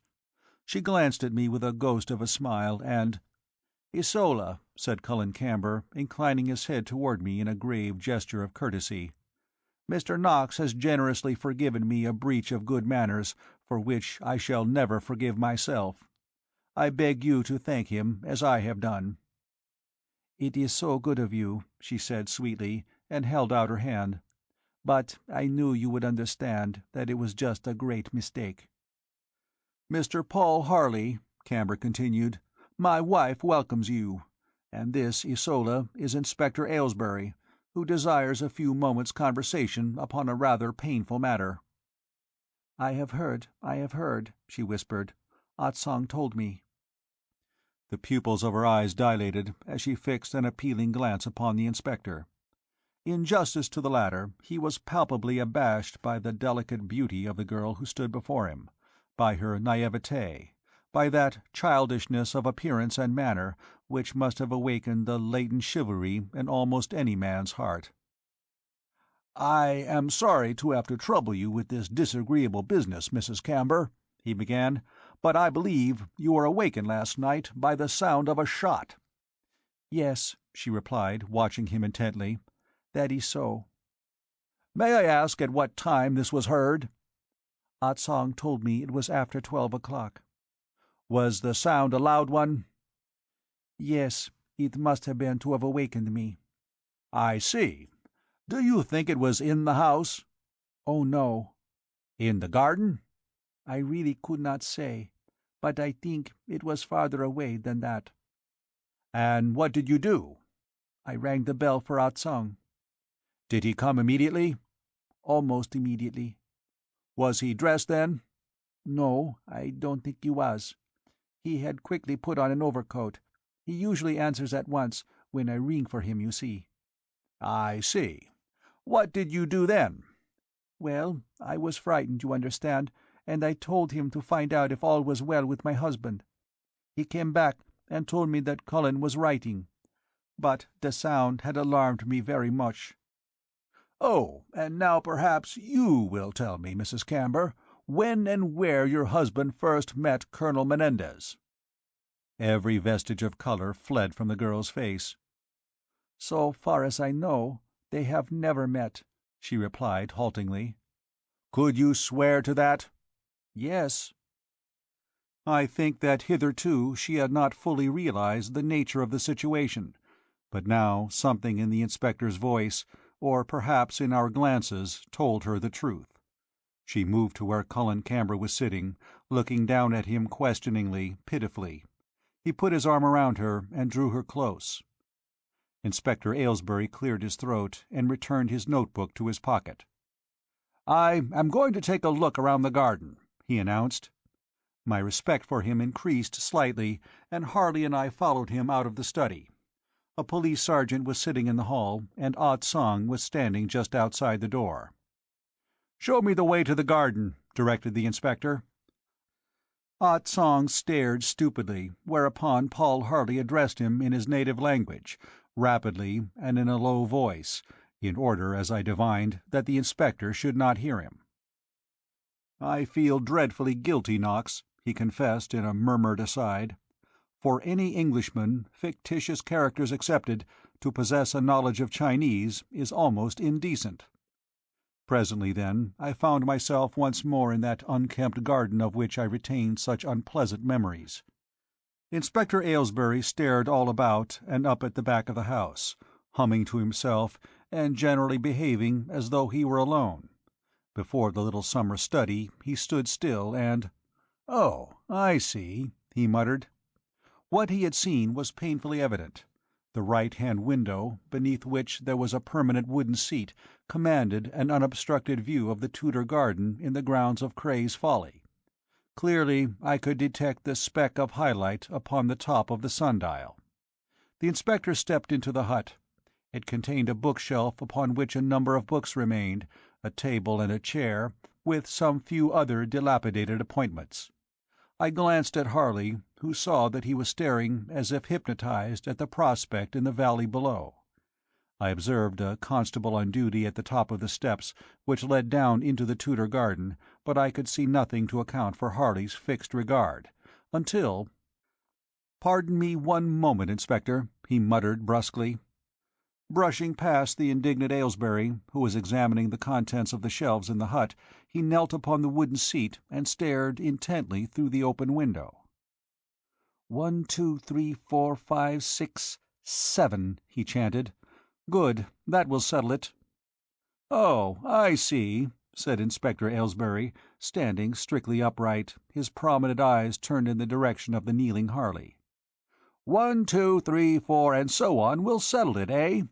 If you don't mind me saying so, it was settled already." "Yes," replied Harley, standing up, and I saw that his eyes were very bright and that his face was slightly flushed. "You think the case is as simple as that?" "Simple!" exclaimed the inspector. "It is the most cunning thing that was ever planned, but I flatter myself that I have a good straight eye which can see a fairly long way." "Excellent," murmured Harley. "I congratulate you. Myopia is so common in the present generation. You have decided, of course, that the murder was committed by Ah Tsong." Inspector Aylesbury's eyes seemed to protrude extraordinarily. "Ah Tsong!" he exclaimed. "Ah Tsong!" "Surely it is palpable," continued Harley, "that of the 3 people residing in the guest-house, Ah Tsong is the only one who could possibly have done the deed." "Who could possibly? Who could possibly?" stuttered the inspector, then paused because of sheer lack of words. "Review the evidence," continued Harley coolly. "Mrs. Camber was awakened by the sound of a shot. She immediately rang for Ah Tsong. There was a short interval before Ah Tsong appeared, and when he did appear he was wearing an overcoat. Note this point, Inspector. Wearing an overcoat. He descended to the study and found Mr. Camber writing. Now, Ah Tsong sleeps in a room adjoining the kitchen on the ground floor. We passed his quarters on our way to the garden a moment ago. Of course you had noted this. Mr. Camber is therefore eliminated from our list of suspects." The inspector was growing very red, but ere he had time to speak, Harley continued. "The first of these 3 persons to have heard a shot fired at the end of the garden would have been Ah Tsong, and not Mrs. Camber, whose room is upstairs and in the front of the house. If it had been fired by Mr. Camber from the spot upon which we now stand, he would still have been in the garden at the moment when Mrs. Camber was ringing the bell for Ah Tsong. Mr. Camber must therefore have returned from the end of the garden to the study, and have passed Ah Tsong's room, unheard by the occupant, between the time the bell rang and the time that Ah Tsong went upstairs. This I submit to be impossible. There is an alternative. It is that he slipped in whilst Ah Tsong, standing on the landing above, was receiving his mistress's orders. I submit that the alternative is also impossible. We thus eliminate Mr. Camber from the case, as I have already mentioned." "Eliminate? Eliminate?" cried the inspector, beginning to recover power of speech. "Do you think you can fuddle me with a mass of words, Mr. Harley? Allow me to point out to you, sir, that you are in no way officially associated with this matter." "You have already drawn my attention to the fact, Inspector, but it can do no harm to jog my memory." Harley spoke entirely without bitterness, and I, who knew his every mood, realized that he was thoroughly enjoying himself. Therefore I knew that at last he had found a clue. "I may add, Inspector," said he, "that upon further reflection I have also eliminated Ah Tsong from the case. I forgot to mention that he lacks the first and second fingers of his right hand, and I have yet to meet the marksman who can shoot a man squarely between the eyes, by moonlight, at 100 yards, employing his third finger as trigger finger. There are other points, but these will be sufficient to show you that this case is more complicated than you had assumed it to be."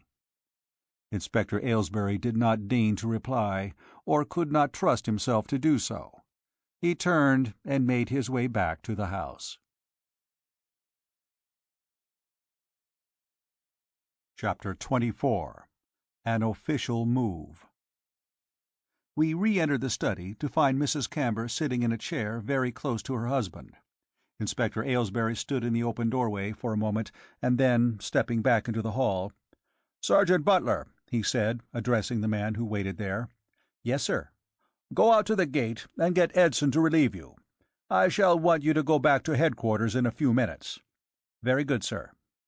I scented what was coming, and as Inspector Aylesbury re-entered the room, "I should like to make a statement," announced Paul Harley quietly. The inspector frowned, and lowering his chin, regarded him with little favor. "I have not invited any statement from you, Mr. Harley," said he. "Quite," returned Harley. "I am volunteering it. It is this. I gather that you are about to take an important step officially. Having in view certain steps which I, also, am about to take, I would ask you to defer action, purely in your own interests, for at least 24 hours." "I hear you," said the inspector sarcastically. "Very well, Inspector. You have come newly into this case, and I assure you that its apparent simplicity is elusive. As new facts come into your possession, you will realize that what I say is perfectly true, and if you act now, you will be acting hastily. All that I have learned I am prepared to place at your disposal, but I predict that the interference of Scotland Yard will be necessary before this inquiry is concluded.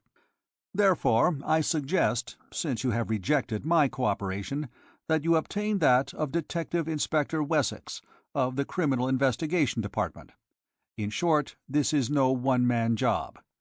You will do yourself harm by jumping to conclusions, and cause unnecessary trouble to perfectly innocent people." "Is your statement concluded?" asked the inspector. "For the moment, I have nothing to add." "Oh, I see. Very good. Then we can now get to business. Always with your permission, Mr. Harley." He took his stand before the fireplace, very erect, and invested with his most official manner. Mrs. Camber watched him in a way that was pathetic. Camber seemed to be quite composed, although his face was unusually pale. "Now, Mr. Camber," said the inspector, "I find your answers to the questions which I have put to you very unsatisfactory." "I am sorry," said Cullen Camber quietly. "One moment, Inspector," interrupted Paul Harley. "You have not warned Mr. Camber." Thereupon the long-repressed wrath of Inspector Aylesbury burst forth. "Then I will warn you, sir," he shouted. "One more word, and you leave this house." "Yet I am going to venture on one more word," continued Harley, unperturbed. He turned to Cullen Camber. "I happen to be a member of the bar, Mr. Camber," he said, "although I rarely accept a brief. Have I your authority to act for you?" "I am grateful, Mr. Harley, and I leave this unpleasant affair in your hands with every confidence." Camber stood up, bowing formally. The expression upon the inflamed face of Inspector Aylesbury was really indescribable, and, recognizing his mental limitations, I was almost tempted to feel sorry for him. However, he did not lack self-confidence, and— "I suppose you have scored, Mr. Harley," he said, a certain hoarseness perceptible in his voice. "But I know my duty, and I am not afraid to perform it. Now, Mr. Camber, did you, or did you not, at about 12 o'clock last night—" "Warn the accused," murmured Harley. Inspector Aylesbury uttered a choking sound, but— "I have to warn you," he said, "that your answers may be used as evidence. I will repeat. Did you, or did you not, at about 12 o'clock last night, shoot with intent to murder Colonel Juan Menendez?" Isola Camber leapt up, clutching at her husband's arm, as if to hold him back. "I did not," he replied quietly. "Nevertheless," continued the inspector, looking aggressively at Paul Harley whilst he spoke, "I am going to detain you pending further inquiries." Cullen Camber inclined his head. "Very well," he said. "You only do your duty." The little fingers clutching his sleeve slowly relaxed, and Mrs. Camber, uttering a long sigh, sank in a swoon at his feet. "Isola, Isola!" he muttered. Stooping, he raised the childlike figure. "If you will kindly open the door, Mr. Knox," he said, "I will carry my wife to her room." I sprang to the door and held it widely open.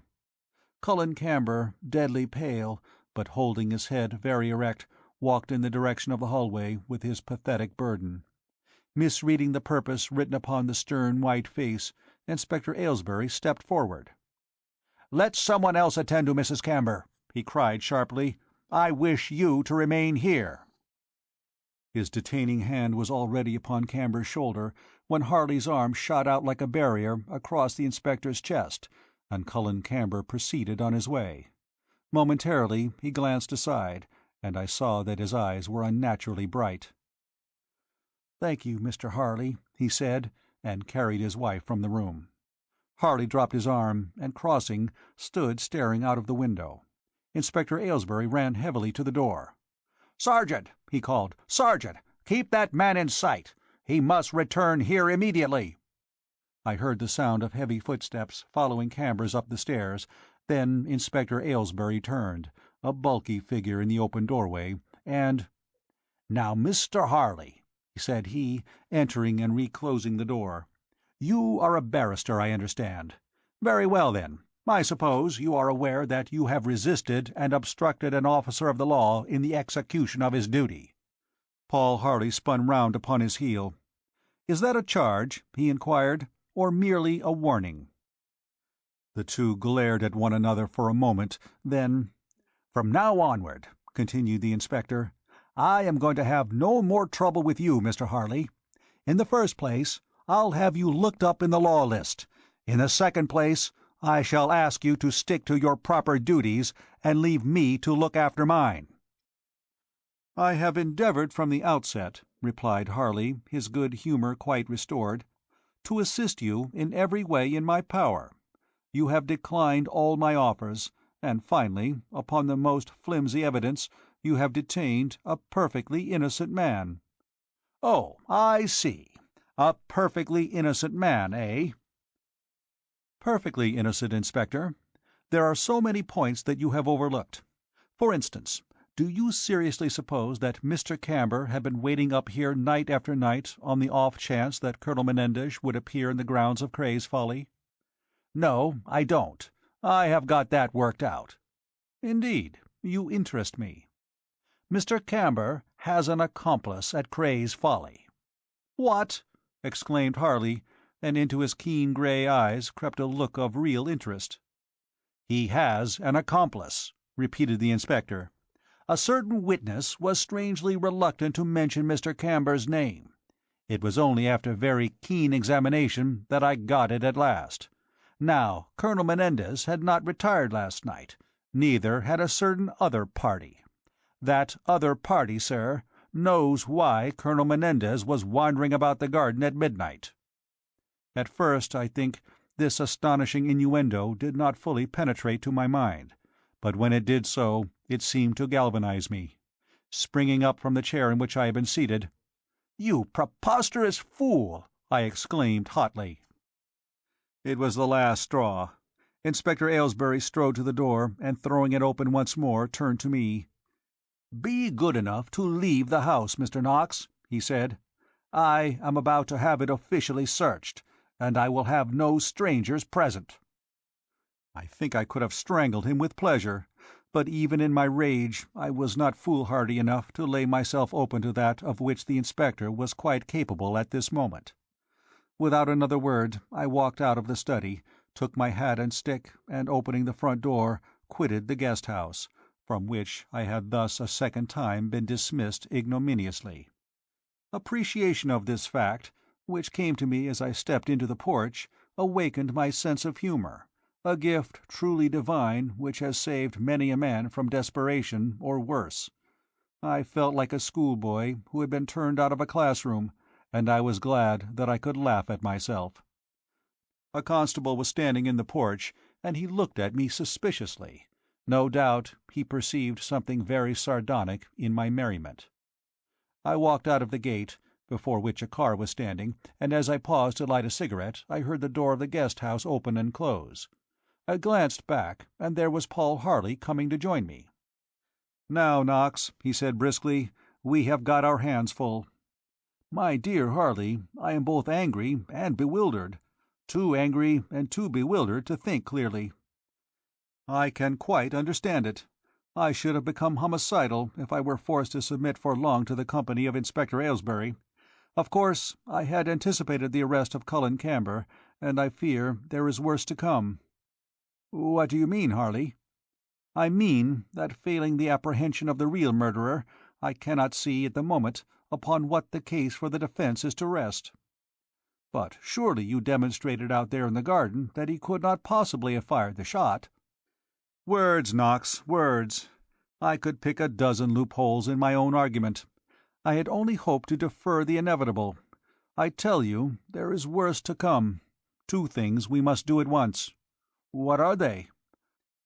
"We must persuade the man on duty to allow us to examine the Tudor garden, and we must see the Chief Constable, whoever he may be, and prevail upon him to requisition the assistance of Scotland Yard. With Wessex in charge of the case, I might have a chance. Whilst this disastrous man Aylesbury holds the keys, there is none." "You heard about what he said about Miss Beverley?" We were now walking rapidly along the high road, and Harley nodded. "I did," he said. "I had expected it. He was inspired with this brilliant idea last night, and his ideas are too few to be lightly scrapped. If the Chief Constable is anything like the Inspector, what we are going to do, Heaven only knows." "I take it, Harley, that you are convinced of Colin Camber's innocence." Harley did not answer for a moment, whereupon I glanced at him anxiously. Then, "Colin Camber," he replied, "is of so peculiar a type that I could not presume to say of what he is capable or is not capable. The most significant point in his favour is this: he is a man of unusual intellect. The planning of this cunning crime to such a man would have been child's play. Child's play, Knox. But is it possible to believe that his genius would have failed him upon the most essential detail of all, namely, an alibi? It is not. Of course it is not. Which, continuing to regard Camber as an assassin, reduces us to the theory that the crime was committed in a moment of passion. This I maintain to be also impossible. It is no deed of impulse." "I agree with you. Now, I believe that the inquiry is going to turn upon a very delicate point. If I am wrong in this, then perhaps I am wrong in my whole conception of the case. But have you considered the mass of evidence against Colin Camber?" "I have, Harley," I replied sadly. "I have." "Think of all that we know, and which the Inspector does not know. Every single datum points in the same direction. No prosecution could ask for a more perfect case. Upon this fact I pin my hopes. Where an Aylesbury rushes in, I fear to tread." "The analogy with an angel was accidental, Knox," he added smilingly. "In other words, it is all too obvious. Yet I have failed once, Knox, failed disastrously, and it may be that, in my anxiety to justify myself, I am seeking for subtlety where no subtlety exists." End of chapter 24.